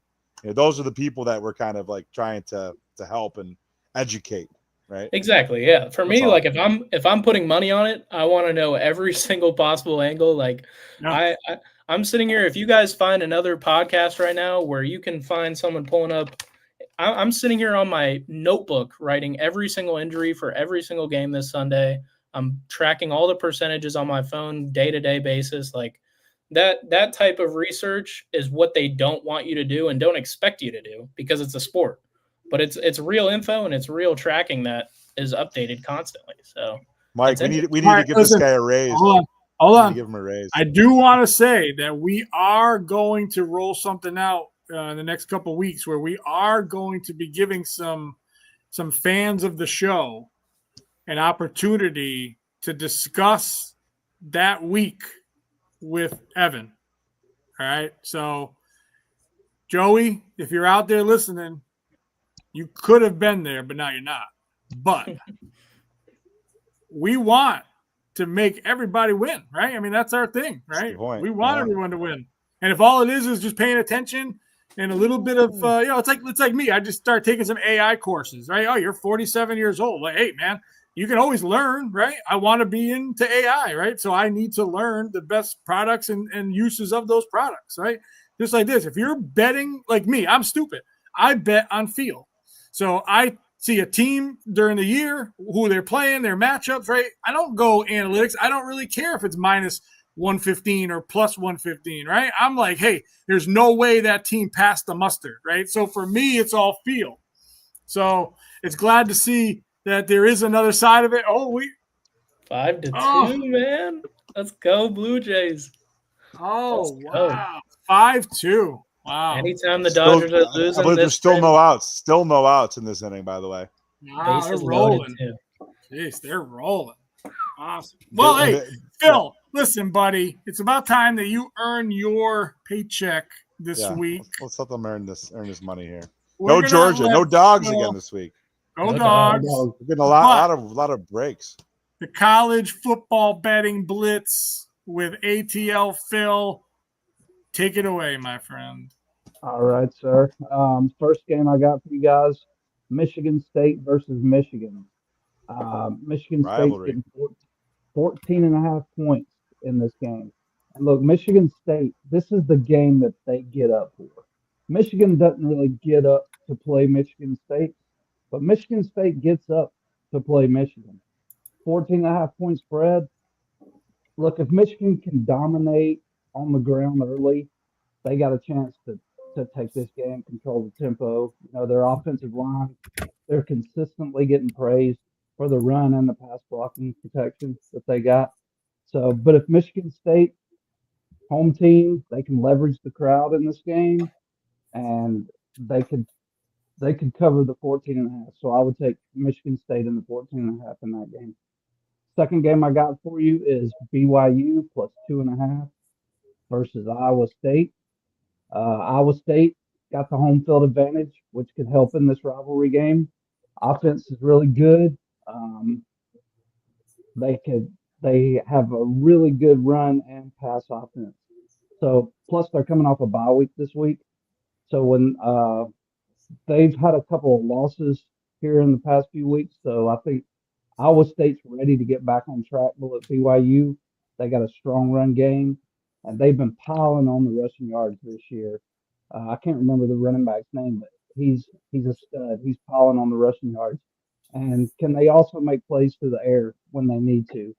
So I think they can. Defense has been good, and they limit the big plays and stopping drives and forcing the punt and fourth down, forcing teams to get to the fourth down, punting the ball. Take BYU and the 2.5 in that game. And then Mississippi State plus 7.5 at Texas. Texas has got a dynamic offense. They can push the tempo in this game. They can make big plays on the ground and through the air, depending on if Manning's on or off that game. They're likely to have the edge in the trenches and on offense and defense. They got big guys on the offensive line, big guys on the defensive line, and they got the home field advantage playing with a large crowd out there in Austin this week. Mississippi State, if they can control the ball and run the ball effectively, they got to stay physical in this game with Texas. Texas is a physical team. If Mississippi State can stay physical, they can limit Texas's possessions in this game and keep them off the field. Take advantage of the turnovers. Texas is going to turn the ball over once or twice. If they can maximize on those turnovers, get the momentum swinging in their way, they can cover this 7.5. And then the game of the week. I think game day is going to be down in Nashville. Missouri plus 2.5 against Vanderbilt. Vanderbilt's offense is really balanced. They're productive with the ball. They don't make a lot of mistakes. They got a dual threat quarterback. This guy can run the ball, pass the ball, whatever he needs to do to keep his offense on the field. He seems to do that. He keeps drives alive, and he can wear down Missouri's defense. But Missouri, look, they got one of the top defenses nationally in the nation. I think third down stops, they're near the top. They got a strong run game in Missouri, and they can control the tempo, and they can take pressure off their passing game, running the ball, and stay on the field. So, me, myself, I like Missouri in the 2.5 against Vandy. So, what do you guys think? Interesting. Very interesting. That Vandy quarterback, that dude's been money. Vandy's might be the surprise of the entire college season. But I like Vandy's the picks, number Phil. 10. Yeah. They're number 10. Yeah, Bobby knows what he's doing. Like 1940. Right. Broke the top 10. So 10 versus 15, but I think Missouri's got a strong run game. So, yeah, for sure. Control the ball, control the clock. I do want to ask you boys this, that we're at our kind of second mini in-season bye for the Dogs. For the Dogs. I got to ask you. So, they've been playing better as of late. Second half team, we've talked about it. Obviously, big win over Ole Miss, and obviously higher seeded in terms of ranked with Lane Kiffin. We get the win. How do you guys see the Dogs rest of the season playing out? Do you guys think that we have what it takes? Grand Slam! Blue Jays just busted open. Yeah, no way. 9-2. Holy 9-2. Wow. Billy told me Blue Jays had no chance. I said, not so fast, my friend. You never set a team that's lower ranking at -200 to win the World Series. Sportsbooks, you're wrong, baby. It's the Jays. Let's go. I'm taking Drake over Kendrick. That's another topic people are bringing up. It's LA versus Toronto. Oh, wow. You got to go with Drake. That's where Buffalo people, man. Drake is him, man. Drake is him. Yeah. I'm Drake has songs about Buffalo. I go Dr. Dre. Yeah. Younger generation, y'all know Drake's better. Over both of them. Oh, jeez, man. Love to see it, man. 9-2. Wow, what a game.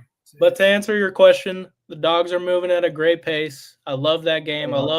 We were down, I believe, more than just one tutty going into the fourth quarter. Yeah. You know, we weren't looking that great, but we do what we need to do to win games. And like I said, I believe in Smart. I believe in his coaching. I believe in the adjustments that they make during these games. You know, there's certain games like Alabama, and there's certain teams where that history also becomes a factor. But yep. Looking at our schedule, you know, the only real test we got now is going to be Georgia Tech, and that's they're playing against my boys, my fake boys, Syracuse this week. Yeah. How many overtimes last year? Like 7. That's right. That's right. Year? Yeah, that was that crazy game last year. Well, I'll tell you what. I think Georgia Tech is a much better team, and Syracuse is a much worse team this year. So I don't hold on. Let me remember that game. Was that the game that Georgia was favored by like 30 points? And Marcus had given those points, then we should have bet him push-ups on that game. Yeah. On the 30 spread. I'm pretty sure. Game, I don't even know what the spread was. Oh, yeah, because remember, he was talking smack, wasn't he, about Georgia Tech? Oh, yeah, it was big. It was a big spread. I just got some homemade dessert delivered. Look at this. Right into the podcast. Now, hold on. I do want to say, though, I know I brought Marcus's name up. Unfortunately, my man is still recovering from his knee procedure, so he's not going to be able to make it tonight. He did send his picks in. He did. If you missed last week's show, he did pay off his bet, obviously, that we had bet, right? Evan and I took the Pats. Sean and Mr. Dowden shook the Bills. So I just wanted to reiterate and just throw some proof out there that my man Marcus is a man of the people. He's a man of his word, and he did pay off the 100 push-ups. This is for the Summer Sports Live crew, the gang, for my loss, 100 push-ups. Let's do it.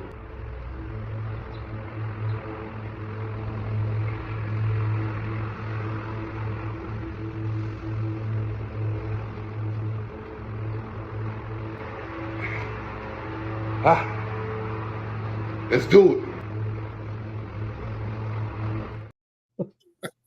What a man. Marcus is the man. Guys' knees are all busted up. He's recovering. Two things. Still doing 100 push-ups. That was amazing. I don't know if it's 100. I tried to count him. He just does them so fast. Like I just can't count every time he does one. But the second point of that story is that there was another. The Blue Jays just went deep again, by the way. Again. Oh, my gosh. Oh, no, making a statement. Making a statement. Sorry, Mike. God. Oh, my gosh. Yeah, I'm a pitch behind. There you go. See ya. 11-2 Jays. Center field. Wow. Jeez. You know the money you could have made if you bet that total up to 10.5.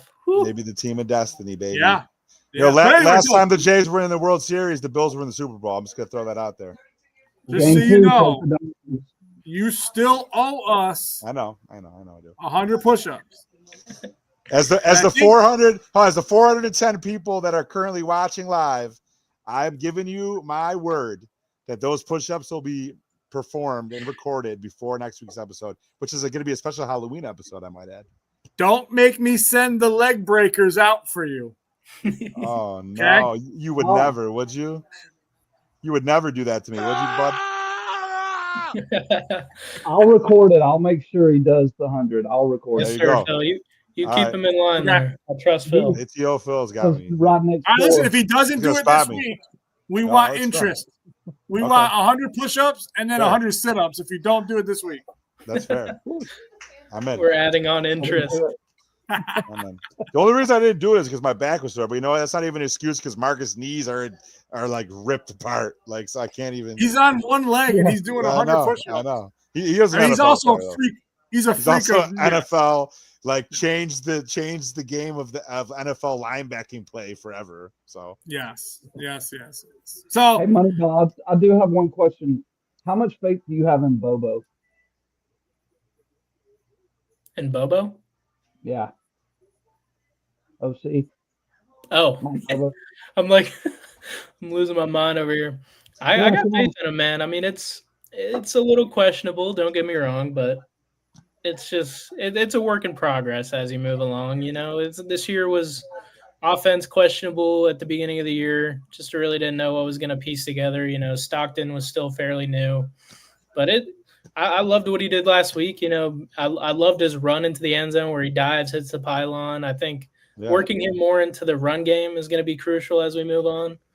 He's impressed me, Stockton. I wasn't impressed at the beginning of the season, but he's earned my respect for what that's worth. Yeah. You know, Bobo's he's just sometimes real predictable with his play calling. And it drives the downside, crazy. No, it's a valid question. Don't get me wrong. Very valid. Yeah. We'll see. All right. ATL Phil, thank you so much. Yes, we sir. appreciate your college football insights. We are now on to the funnest part of our show, where we get to talk about the league that we love the most and who is going to win and who is not going to win. And I would like to point out that we do have a new sponsor of Monster Energy. So thank you to Monster for sponsoring the Built in Buffalo Podcast Network. Drinking Monster in October.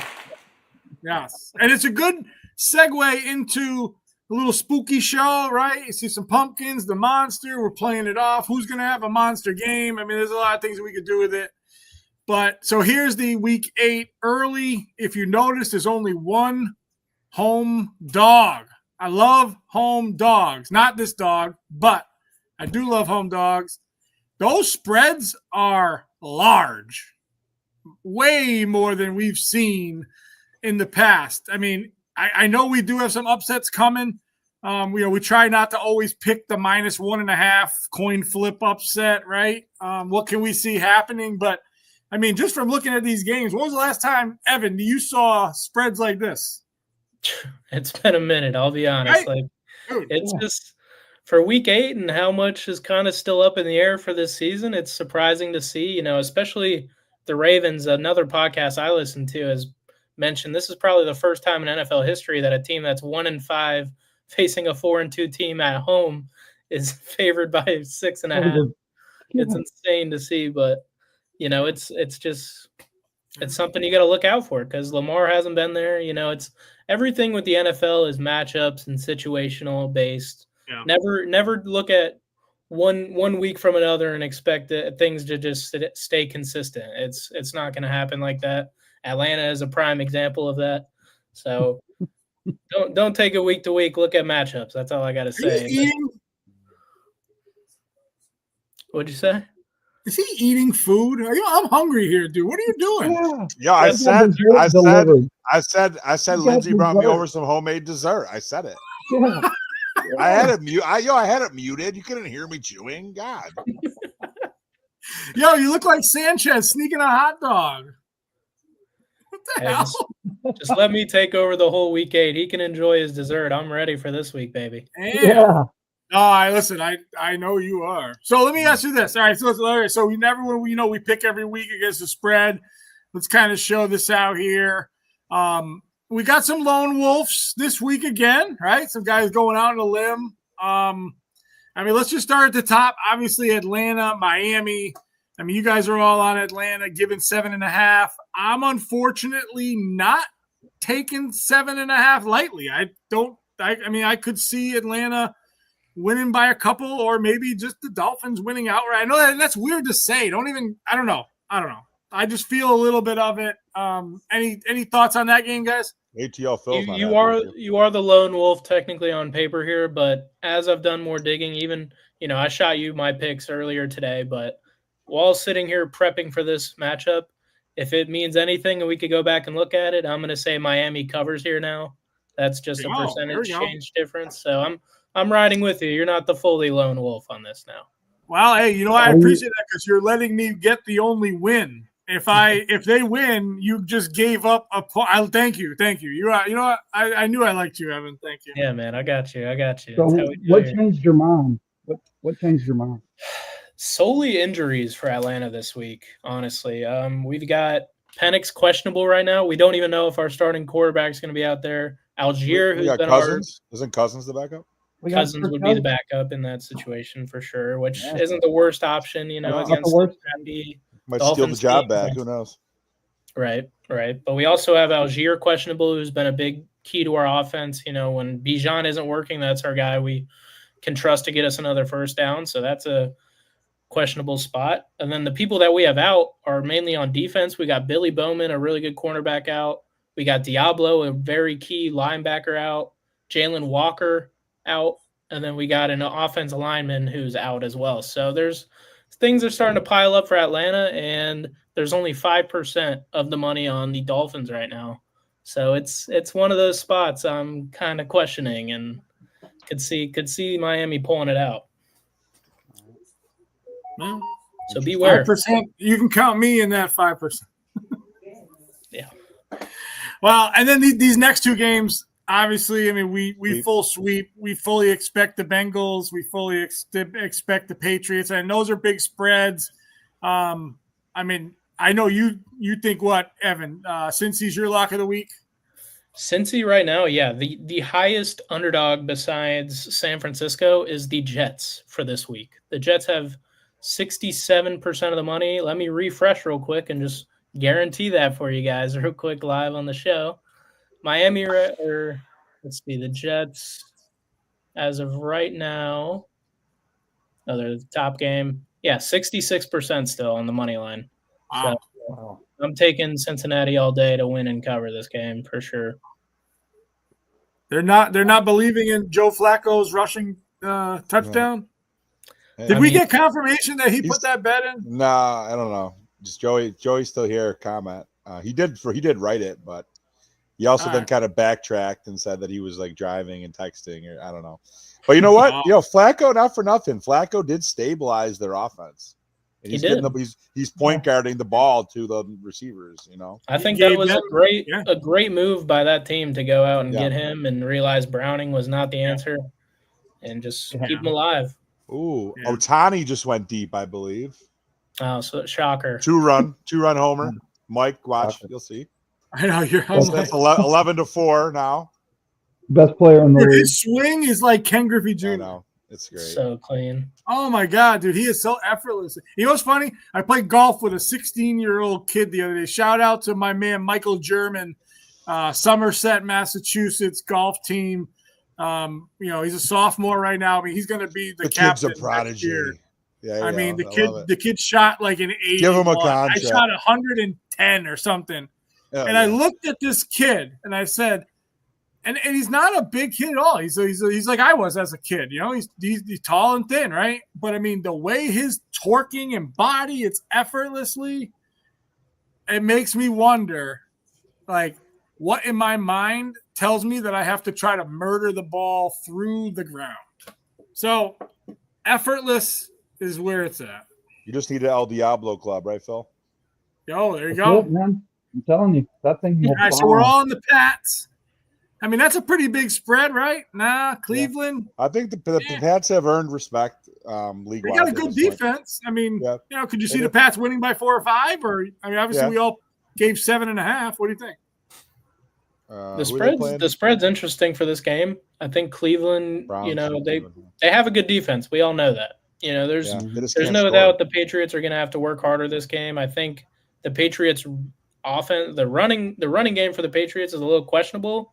So if they keep it close, I think that's really where that's going to play out. But just for how healthy they are this week, I expect Diggs to get in the end zone.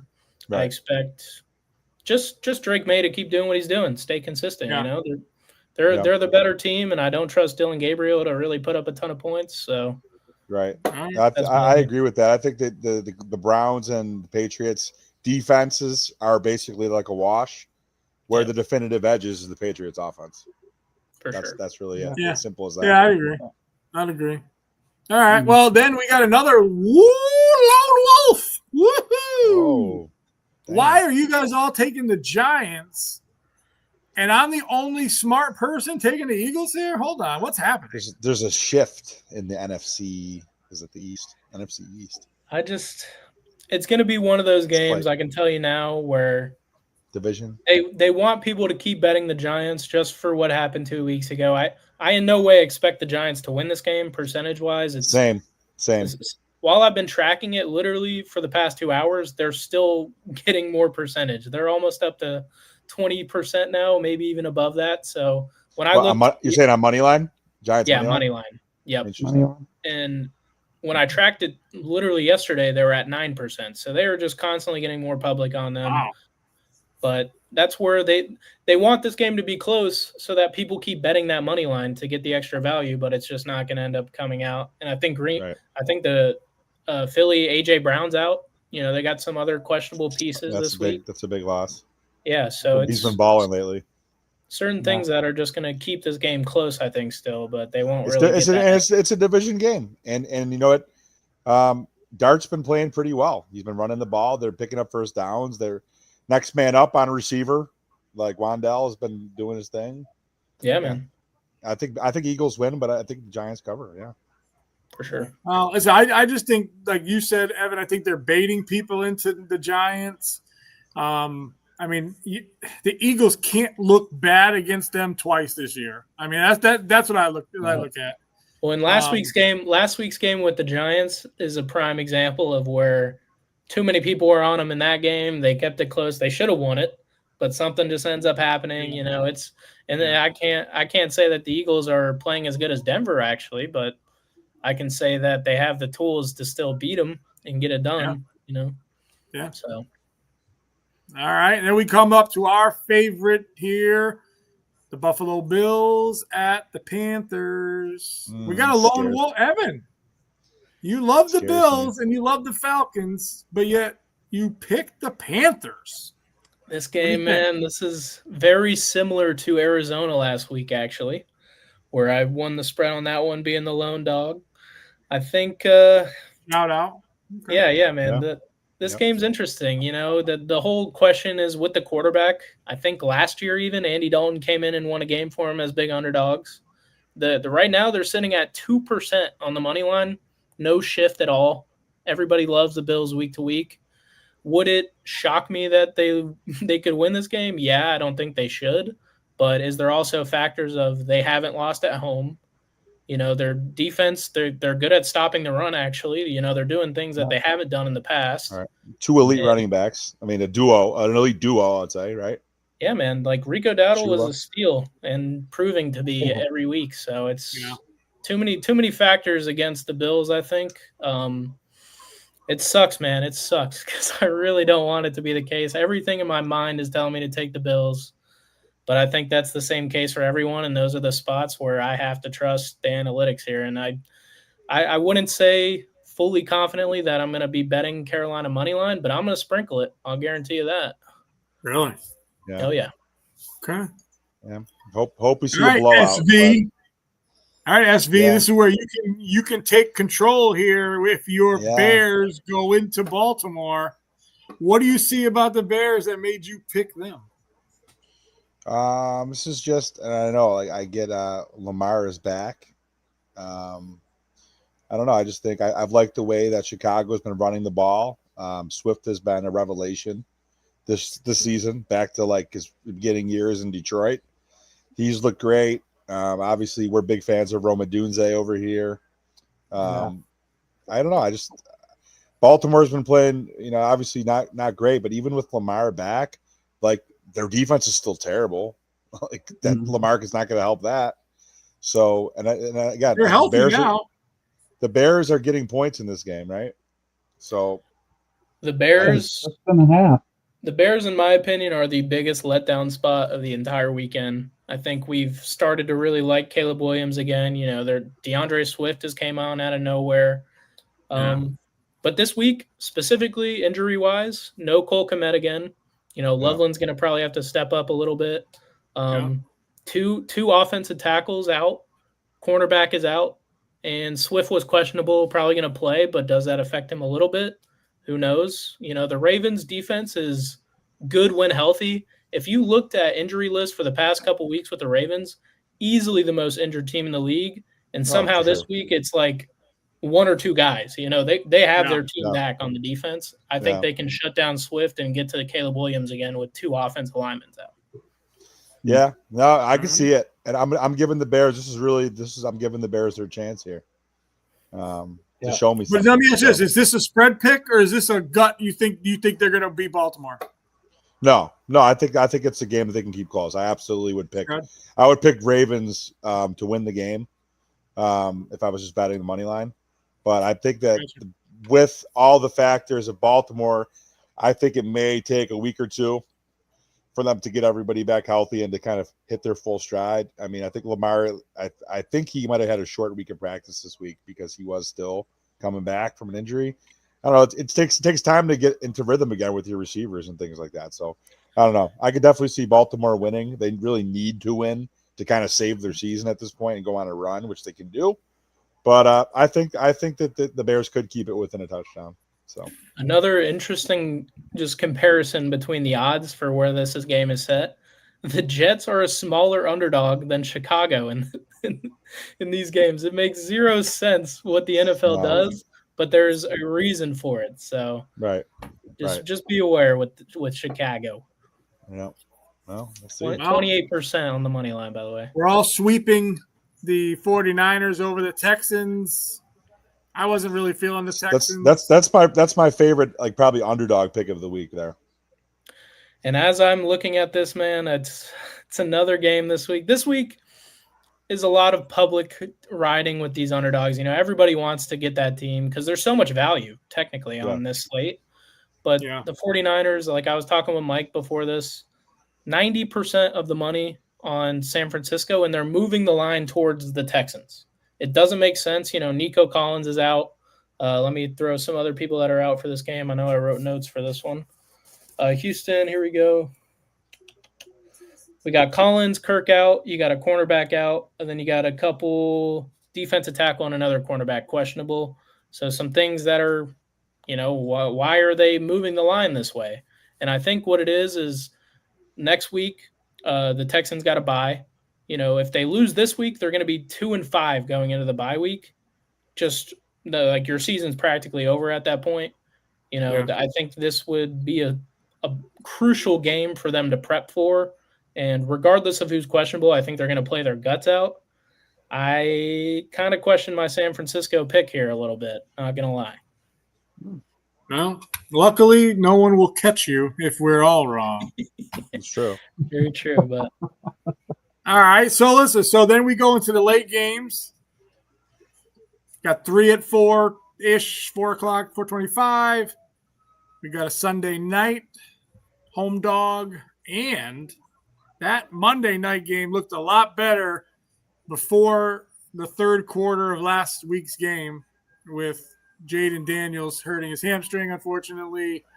We got 6 byes going into next week. I mean, anything on this slate to stand out to you? I mean, for me, just right off the bat, I mean, that Indy spread is large. Yeah. But, again, Jonathan Taylor's going to get warranted though. rushing yards. That's a weird, I'll say this just real quick about that Colts game, and then I'll let you guys take it.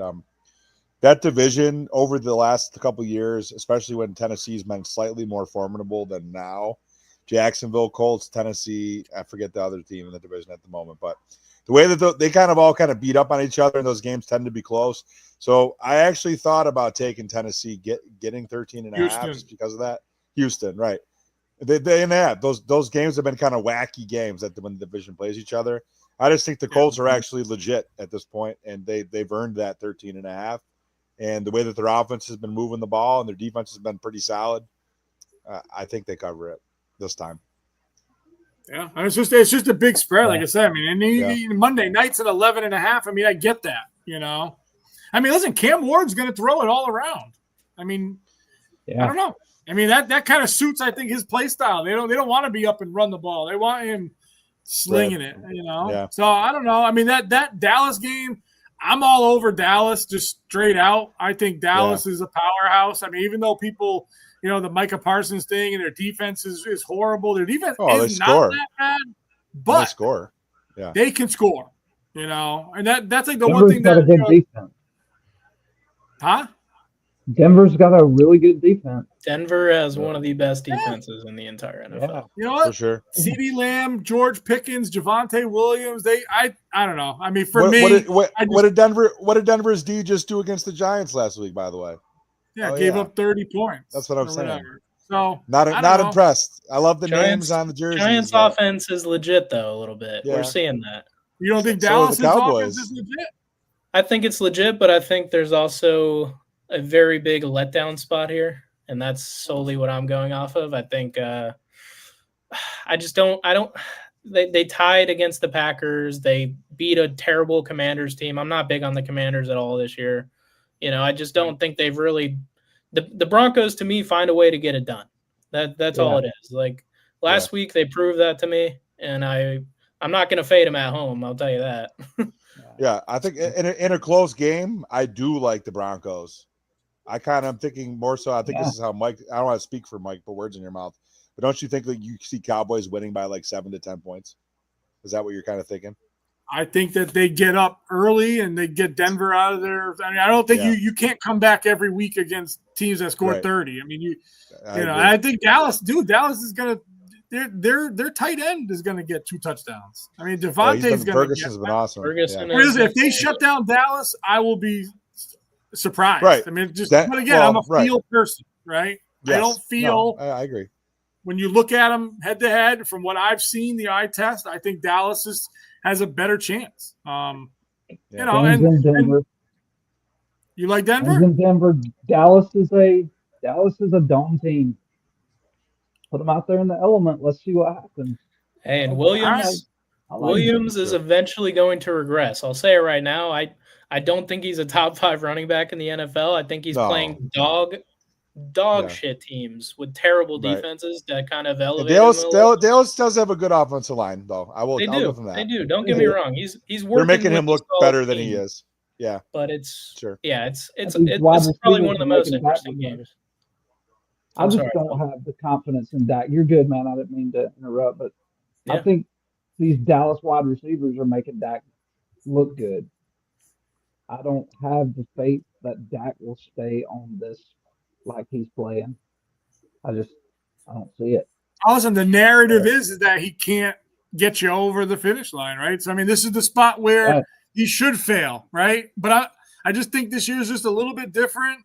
I think he's going to prevail. I mean, and I'm not a Cowboy fan by any means. I mean, No. you know, how does a guy from Rhode Island? Todd is. How does a guy from Rhode Island have Cowboy fans in his family, right? Like, I mean, Yeah. I've been fighting because the they Cowboys. were America's team for a long time. Yes. Well, Hey, and That's why. In the 80s. another good thing about the Broncos is they know how to stay healthy. They have no injuries this week. You know, the Cowboys are without Diggs, who is clearly a big part of their defense. I think he got a pick last week, right? So Deron Bland, though, come on. Bland. I mean, He's that still, dude's- you know, it's just about healthiness, and I think it's an interesting spot for sure. You know, listen, that's why it's beautiful that they play the game, right? I mean, Yeah, right. that's true. That's why they You go know, between the white lines. I love boys. that game. so all right, listen. So let's see what we're loading in here. A couple dogs or lone wolves in here. SV, obviously, homeboy, Tampa. I know you love I love Baker. I've What's been your on thoughts Baker all here? year. I think Mbuka, it could be enough, even with Mike Evans coming back and going back out again. I got to ride with my boy Baker. I've been on him all year since the beginning of the season. They're getting points in this game. I'll take Tampa. All right. We already talked about think Dallas, Broken- Denver, right? Colts. All right, so we got a split on the Colts. Mr. Hybrid and Moneyball don't like that spread. Oh, no, they do team- like that spread. They do. No like the team in spread. the NFL has covered 14.5 all year. That's solely what I'm basing this off of. I don't care how good you are in the NFL. You're giving me 2 tutties. I don't care Right. what happened. Right. The Colts also are in a spot where they've covered 4 straight games. That is a spot to eventually have something go wrong. I still expect them to win. but Probably a division game is the one that it would end. You know what I mean? So I Exactly. feel you on that. I just said Yeah. it. I could see it happening for sure. All right. even without Ridley. All right. Well, listen, why don't you explain to all of us why the Steelers are the worst pick and you're going lone wolf style on the Packers coming off that game last week? What do you think? The Rodgers revenge game. Obviously, this game is one of the better games of the slate, if not the best game of the week. You got the Rodgers revenge game. It's an interesting one. You know, I can't deny it. Micah Parsons had 9 sacks last week. Just want to throw that out there. Probably the highest total I've ever seen. It's an interesting He had 9 spot. sacks last week. Is that real? He did? Yeah. He had 9 sacks by himself. He played. Wow. They played Arizona. Yeah, he had 9 sacks. What? How did I not hear about this? Me neither. The podcast I listened to said that. If I'm wrong, blame Hold the Phone podcast. I feel like that'd be like the number 1 story on SportsCenter. Or maybe I feel like that would be a new MVP. We gotta fact check. It's We're gonna either fact check that real quick. Please do. He might have had 9 pressures. Hold on. I need to know this. MVP. That's a record. That'd be an NFL record. Gotta be. Okay, then Hold they would on. be talking. That's Green probably Bay. 9 total for the year. Hold on, then. we're gonna check this. Yeah, that's definitely realistic. Yeah, that's more realistic. Parsons had 4 solo tackles, 1 assist. He had 3 sacks, 26 yards lost. I mean, that's still hella fucking impressive for Still, one game. 3 sacks in one game. I was Wow. saying like 9 would be insane. Yeah, when I heard it, I didn't believe it. Probably should have fact checked that before I threw that out there. Hey, don't worry about it. Yeah, We're going to do that for you. We Yeah, got you. you. We got you on that one, too. I was like, damn, I didn't hear about this. What? Hey, are you changing your lone wolf to the Steelers? I think with this game, like when it comes to the 4 o'clock later games, I'm kind of also tracking the home to away ratio of, how many what because this week we got a lot of home favorites, big favorites. So if we get to a point where they're just saying, screw all these underdogs, I think you also have the Colts at a 1,400 favorite, biggest of the week, and after the 4:00. You got Denver, who's minus 180, not a small favorite, and then you get to the Pittsburgh, and then the game after that's the Chiefs at home as minus 800. So if there's going to be one away team that wins, is it the Packers? I could see that happening. I think they're also in a spot where they haven't covered in 3 weeks straight, maybe even 4 if I'm remembering right, but I know it's a couple in a row now. And I think a lot of people are going to be playing into the fact of the revenge game, yada, yada. I think the Steelers losing to the Bengals wasn't the best showcase for them last week. It's just a storyline that people want to believe in. It has to really come through on the percentages for me to want to back the Steelers. I think they do play well at home. They got a great fan base, but it's just it's a game where it can go either way. Honestly, I don't think the odds are that accurate. But it'll just really depend on if they stay at 20% on the spread for the Packers right now. Then I'm taking the favorite there. Yeah. I don't know. I just see the Steelers can't play defense again like they played last week. I think Green Bay, for me, has been one of the most disappointing, maybe them in Baltimore. Who else has been more disappointing? I know they have injuries, right? But, their record's still good, but but we they thought they were going to the be season like they were going to be the NFC team. Yeah, that's what I'm saying. They got the same record, or if you want to count the tie, they're better than the Eagles right now. So, the Eagles have also been disappointing. Yeah, they're getting the job done, but it's also a fact of the Packers. Just their wide receiver core is getting demolished. I think they're getting Christian Watson back this week supposedly. They also had Golden, who got injured at practice today. Yeah, so that's a big hit. Josh Jacobs is healthy though. I think they could run the ball against this Pittsburgh team. I also think on the flip side, the Steelers don't really have that good of a running offense, which I think if you're forcing Aaron Rodgers to really sling it, I think he does make mistakes, and that could be really where the difference is in this game. I think if Green Bay's D is pretty good too, like overall. Yeah. Hold on. Hot take. Jalen Warren is better than Josh Jacobs right now.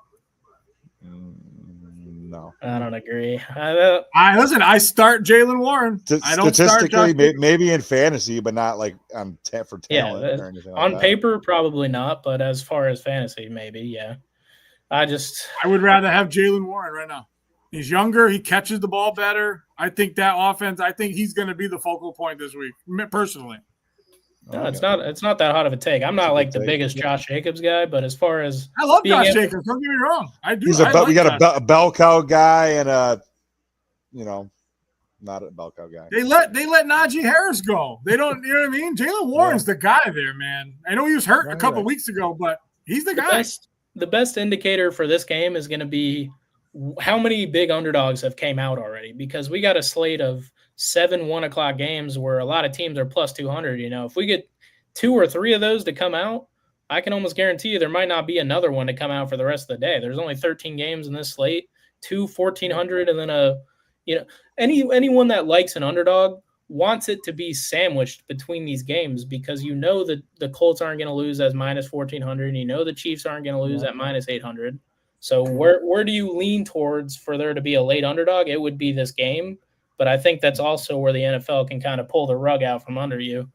So it's got to be, just keep an eye out. You have time. Don't bet that game early. See what happens, and then bet it. That's what I'm doing. Right. So I like to bet the 1:00 games in together, and then bet the 4:00 games, and then Exactly. Yeah. So this nobody likes the Commanders. Terrible defense. Terrible. ATL Phil, what'd you say there? I didn't quite hear you. I said, so this is the week of the home team, correct? Right now on my predictions, dude, I've got 1, 2, 3, 4, 5, 6, 7. Yeah, 1, 2, 3, 4, 5, 6, 7. It's like a 9-2 ratio between favorites at home versus underdogs. So yeah, pretty big splits there. And it's just because people are hammering all these underdogs. I think the Bills do possibly win on the road, but even if they put up a goose egg and let up a ton of points to Carolina, there could be a 10-1 ratio of home favorites winning this week. So kind of crazy. Yeah. Well, hey, listen, I'm anxious to give my man SV the Don the floor. You ready to talk some? The ice is hot. Are you ready to give some hockey here? Yeah, man. Last but not least, right? I mean, hey, yeah, bro. The Sabres are winning. I want to give you the floor. Yes. Yeah, man. Take the floor. Yeah. So yeah, hockey's back, like we talked about. It's about 3 weeks into the season now. Last week, the picks that we gave went about 500, but the main picks, if you remember, I said was Toronto goal total over 2.5. So we hit that. Real quick, just want to talk about the Sabres for a second. You can always tune in for more of my takes on our sister pod, Step Brother Sports. We're always talking Sabres and Bills. But yeah, Sabres have battled back to 500 after starting the season 0-3. They're now sit at 3-3 or 4-4. I think they're 4-4 now. They had a nice win today against Toronto. We're playing a home and home against Toronto. Played tonight in Buffalo. They got the win 5-3. Really had a great second period where they went in after the first 2-2, high scoring first period. Toronto's never been a team with good defense, as we know. They can score, but they lost Mitch Marner. But yeah, they're playing well. Their offense is starting to score, and they're definitely playing better team defense. And they're getting fantastic goalie play from all their goalies this year. Alex Lyon gets the win again tonight, and that they had a goalie that we picked up off waivers before we started the season that played, and it was like the story was on national TV Thursday night. They ended up beating Detroit, and the guy got his win in his first ever NHL game. The family traveled in from out of town and took the game in. They were crying. He stopped multiple breakaways. It's one thing the Sabres got to tighten up. They gave up 3 more breakaways tonight. One of them was a goal by Nylander for Toronto. So they got to tighten up on those breakaways. But other than that, they've been very good. Goalie play has been awesome. They seem to be hitting their stride, playing fast. We played Toronto again on the back end of the home and home at Toronto at rare 5 o'clock game on a football Saturday for college football. We're going to sneak a Sabres game in there. But I want to give some picks out. One of the picks I'm going to give, I already hit. I wasn't going to give it at the top of the show, but with Jay the boss had to get out of here. So obviously, hockey, not least but last. But I had the Sabres to win the night. They pulled it out 5-3. I also like tonight New Jersey -1.5 and Winnipeg money line. So maybe we can check how those games are going. And then tomorrow, we got a couple games for you, like Vegas money line, the Jack Eichel. Eichel's leading the league in points right now, and it's not even close. He's pulling away in the early season points lead, scoring, assisting on tons of goals. Their power play is playing great. I also like one underdog tomorrow on Saturday, a Utah money line. I think the wrong team is favored. Utah has won their head-to-head matchup 3 straight games. They've done it in convincing fashion. They've been pretty good this year. They're +100. So I like the odds there and the value you're getting betting them their money line tomorrow. I also do like Montreal money line and Edmonton money line. And then last but not least, I have one over for you in the Pittsburgh versus Columbus game tomorrow. I believe that's a 7 o'clock start. The real under-over is 6.5. We're going to buy it down 1 goal and take over 5.5 in that Pittsburgh-Columbus game. You can look for yourself. Every time those two teams plays, it's at least usually like a 7 or even an 8-goal game between the two of them. The last bunch of times they play, it's just two teams that like to score when they play each other. There's not much defense. So again, that's over 5.5. Pittsburgh, Columbus, Edmonton, Montreal, Vegas, and Utah money lines. And we'll continue to again. Last week we were at about 500. We were right at even money, but we did hit the big one, which is over 2.5 goals for Toronto. So we'll monitor that. And we'll keep track of it just like we're doing with the spread picks. And hopefully, like I said, my goal this season for you guys is to get at least 70% winners. So stay tuned. Nice. Congratulations. Thank you. Give you a little bit. Thanks, buddy. Hey, listen, definitely not hockey last. I mean, I know where I live. I grew up in Providence, Rhode Island. We didn't have NHL hockey, so we got an AHL team, and it was kind of trendy and whatever. But when I moved here, I really realized how hockey towns are supposed to be. I mean, I moved here in 2000. I don't know, maybe it was the Flyers. They were playing in the playoffs against the Flyers. I mean, or the last time, yeah. Oh, dude, Since like the last every time, yeah. street downtown was painted. It's like they were so into that, and it really just got me thinking, like, is there another sport that I really just wasn't into? And I've kind of become a Sabres fan, so definitely not last It's is hard. least. Yeah. We'll get you up the pecking order. Listen, they're 500 right now. It is 4-4 on the season. So when they get over 500, they're going to move up in the pecking order. They're playing well, man. Like, and they lost to Montreal, and we lightly touched on that game. I think Montreal is a really good team. Like, they're super fast. They basically dominated the Sabres, and the Sabres like hung on until the third period, and they just couldn't contain them. They ended up losing like a close game where they scored 2 goals at the end. But just looking at the scores from today, and again, I swear on my mother's life, and those of you who know Sandy, I don't take that lightly. No. So I had the Sabres winning tonight. They won 5-3. And the Devils did cover. They won 3-1 in a close game. Them and the Sharks play close games for some reason, low scoring games. But the Devils did cover. I don't know if they hit an empty netter or what, but they won 3-1. So perfect on the day. So we'll see what we can do tomorrow. Nice, man. I love NHL. It's been a 2-year streak now for me of kind of getting into it. Never played it, never really cared for it, but the culture of NHL and hockey in general is awesome. I love, the fighting. I love things that kind of other sports have gone away from. Hockey dives into, and I think the conversations that I have with Sean about it, I'm getting passionate about it. It's awesome, man. But I think the Sabres, dude, it's been a terrible team for so long. That seems like every Buffalo story, but things are turning, man. It's interesting to see and fun to track. So anytime I need any NHL advice, I'm going to Sean. I'm giving him a ring. Sir. We know what we're doing there, so it's fun. Dude. Are you tracking NHL like you track NFL or no? Last year, the most money I won on any sport was NHL, and I was trying out different things, just seeing. I think imagine that. The analytics for NHL are real, and you can actually get some valuable picks there. I think what I love about NHL is their spreads. The 1.5. Right. It's the only sport where they pull a goalie if you're up a goal to cover that. Right. It's like you can get the value with hockey that you don't get at a lot of other sports.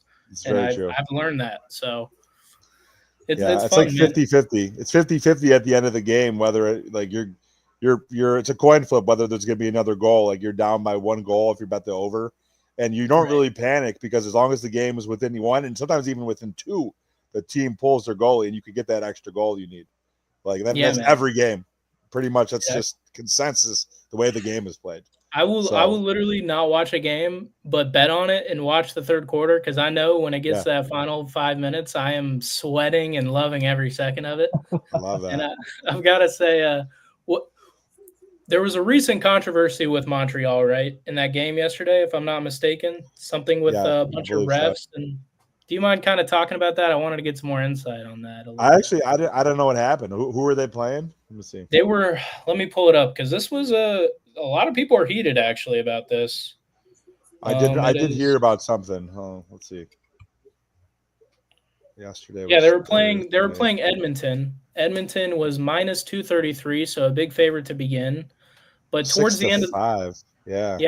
towards the end of the game, I believe what happened was the ref, they were interviewing the Montreal players at the end of the game, and the quotes that I've read is that the ref admitted that they shouldn't have gave a penalty to one of the Montreal players towards the end of the game, which ended up leading to a goal. And then even after they tied it and all those mistakes were made, they went ahead again and just gave another penalty to Edmonton at the end of the game because the ref felt spited, is what he said. Yeah. It wasn't even two invalid penalties to actually swing the entire game towards Edmonton at minus 233. So it's like, I did hear about this too. I talked to my buddy John, who's in near Sunrise in Florida, and he's a big Panthers fan. And they're going through some issues. A lot of their players are hurt right now. Granted, they're back-to-back Cup champions, so they're awesome. But he did mention this today, and I didn't actually catch what happened. But he mentioned that I was telling him that the Sabres were playing Montreal earlier in the week on Tuesday, and I said, like, I think they're good. I think we're going to struggle to beat them. And then he's like, oh, I saw you guys lost, but you bounced back against Detroit on Thursday. And he was saying, like, basically that Montreal, we were talking about how they're young and scrappy and a fast team and they're on the rise. And he was saying that basically they got screwed out of the win. And it's to see that. And that's one thing that's interesting about hockey is hockey, besides momentum being a very real thing, like the referees are 100% known to like try to do like a tit for tat, an eye for an eye, and they'll do makeup calls in hockey. So if there was like a blown call, they will give like a bullshit call to even things out, when obviously that's not the way things should be, but it's kind of like old boys club of hockey. It's just the way it's always been kind of reffed. So it's something that, like, if you watch it enough, you know that that's the case. And what ends up happening in hockey is a lot of times why penalties are so important is like you'll see a team will kill a penalty for 2 minutes or longer, and they have all the momentum. That penalty kill that they killed the other team gives them a boost of confidence, and then you'll see them go and end up scoring on the offensive side after killing a penalty. So giving and taking away penalties is really detrimental to the results in hockey. So to hear that the referees basically, decided an outcome in a game is not surprising, because hockey, I think more so than a lot of sports, it is a game of momentum and what happens in like a minute-to-minute increment. So if they give out a couple like BS penalties and then Montreal lost, I'd be outraged too. So that's pretty nuts, man. I mean, are you saying that the league is controlling? Hold on, I'm trying to get what you're saying here. I get the makeup call. It's like human nature. You fuck something up, you don't want to screw it up again. Whatever. Right. I gave my daughter too many French fries. This time I'm going to give Braden an extra nugget, right? I mean, is that what you're saying? Like, you think that the players admitted that they were a little bit too passionate for that game, but they were playing well. They were beating in Edmonton, a veteran team with all the stars in the world.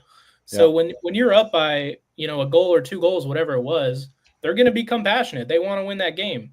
So the whole reason of them giving them that extra penalty was because they were passionate and they were upset that they had already blown another call. So that's where, obviously a lot of people were on Montreal. They've been playing really well. So when you just kind of sway the game towards the end, towards one team like that, especially at home, very questionable. So so that's another thing that they do in hockey too. And this is probably obviously something you probably aren't aware of, because you didn't watch it all the time. What they do is they'll have what's called like an unsportsmanlike conduct penalty. Or they'll call like a bench minor. So if one of the players is like chirping the referee, they'll give you an extra penalty to basically be like, shut the fuck up. Like we're going to penalize you again. That's very regular in hockey in NHL. Well, they'll basically, that's how they'll or like they have 2 guys and they wanted to keep the game from being chippy and not physical. They'll give both teams a penalty to basically, so the referees can kind of gain control over like the facet of the type of style that the game is going in, to kind of rein people back in, or rein players back in. So that is one thing where the referee play is quite different, where they could just kind of decide to just give penalties because they feel like it, which is probably different. It's at the referee's discretion, instead of you committed a foul. No, we're going to give both your teams a penalty just because we say so. So that is definitely something that is a little bit different about the NHL than a lot of other sports. It's similar in NBA, right, Mike? You're teching guys because somebody chirped somebody. It's similar. Yeah. Well, I mean, I think the unique thing right now in basketball is that they're challenging everything now. These guys are going to the – can you do that in NHL? I mean, I'm just my ignorance of it. You challenge? It's fine. I'm happy to explain. So here's another interesting layer about the NHL. If you challenge a penalty and lose, you get a penalty. Yep. I did learn that. You get a penalty if you're wrong. If you're right, you win. If you're wrong, they give you another 2-minute penalty for delay of game, for stopping the flow of the game. Well, Be wary if you guys are taking some bigger underdogs who are maybe a little bit too passionate out there. They might just screw you out at the very last minute. So Yeah, it's good, It's and just a bad. weird. Oh man, it's like Weird. baseball. Like nobody really wants to put that shortstop as the pitcher, right? But sometimes you have to. I get it. That I love the uniqueness that it's a offense defense. You can pull your goalie and get it. I mean, it's just the ref controlling it. I get the late changes in score, but the tit for tat. I mean, I guess human nature is there, but I mean, how do you feel if you're betting on something like that, right? that's where the upset tough. comes from for sure. The only reason I'm hearing about it is because I know people were all over social media about that one. So I was curious if Sean had heard about it. I like tracking did. NHL now. Yeah. Okay. Yeah, I did hear about it. I just didn't watch it and I wasn't aware of it. But it's funny because unsolicited, organically today, somebody brought it up to me because they know that I'm like a hockey guy. And I didn't know about it. So that's the second time today I've heard about it. You get the crazy stories forced on you now. Yeah, man, it's all good. We love it. That's awesome. Well, hey, 2 minutes. 2 minutes. 2 minutes and 15 seconds. 2 hours and 15 minutes in. Type of the new record. Thank you for everyone who's watching. I have still strong. Almost 500 people. I've exhausted good stories this week, man. So many different with all the sports going on. You got a huge realm of different topics coming out. I mean, obviously NBA we really don't talk about. We have a ton to talk about this week. It's getting interesting, man. I love to see it. Now I will tell you this: Boston Mike is a basketballer. A baller at heart. Are you third partying yourself right now? I am going to third party myself. Okay. Yes. Okay. So I will be your NBA lover. Aficionado. Yo, what's up with my boy? What's up with my boy? As long as everyone knows who our favorite player is, beside SGA, the Phantom card guy is Aaron Gordon. No. Is that his name? Yeah, Aaron Gordon. Aaron Gordon. We had like 10, 11 for 11 on threes. The story is that I've been collecting basketball cards since I was like 5 years old. And I duped my friend Sean into buying a pack one day. And then all of a sudden he's, let's go to David Adams. We're getting back, whatever, which is awesome. So that's kind of how it comes out. Yeah. And then Boston Mike decided to print a Aaron Gordon, like a photo. Oh, you're talking about that. Shit. Yeah, I'm talking about that. You got to tell him about that. Oh gosh. So this is kind of funny. I copied this from my wife, and shout out to her. So she had a frifriend from Romania. Happy birthday, real quick. Shout out free happy birthday to Amy, our number one sponsor. 31 minutes. She will be 29. 29. So my wife thought it was funny that she had a picture of this newborn baby, and the baby just looked weird. And sometimes in a car seat, all whatever, just like the eyes were like just black and big, and I'm like, oh yeah, that's the kid pic. So then like all of a sudden I open up my drawer of my underwear, and the kid pics in my underwear drawer, and then I go to get some Uncle Ben's rice, and the kid pic is taped to the thing. So I said, oh, okay. I have a work that has a copier as well. So I Xerox about 1,000 of these kid pics. And for the next 6 months, we're lighting our fireplace, with kid pics. So I took that little tidbit and I shared it with my boy SV, where we opened up some cards and there was an Aaron Gordon card. And I'm a huge Aaron Gordon fan. Arizona, that dunk contest, I will fight anybody out there. He got robbed. Zach LaVine is good, but I thought that Aaron Gordon was very original in that dunk contest. So I have this affinity for Aaron Gordon. And holy shit, Aaron Gordon yesterday, if you didn't watch, scored 50 points in the loss and was like 10 for 10 from three. I mean, we were talking about it was going live, outdueling Steph Curry. But so we have now a kid pick of Aaron Gordon.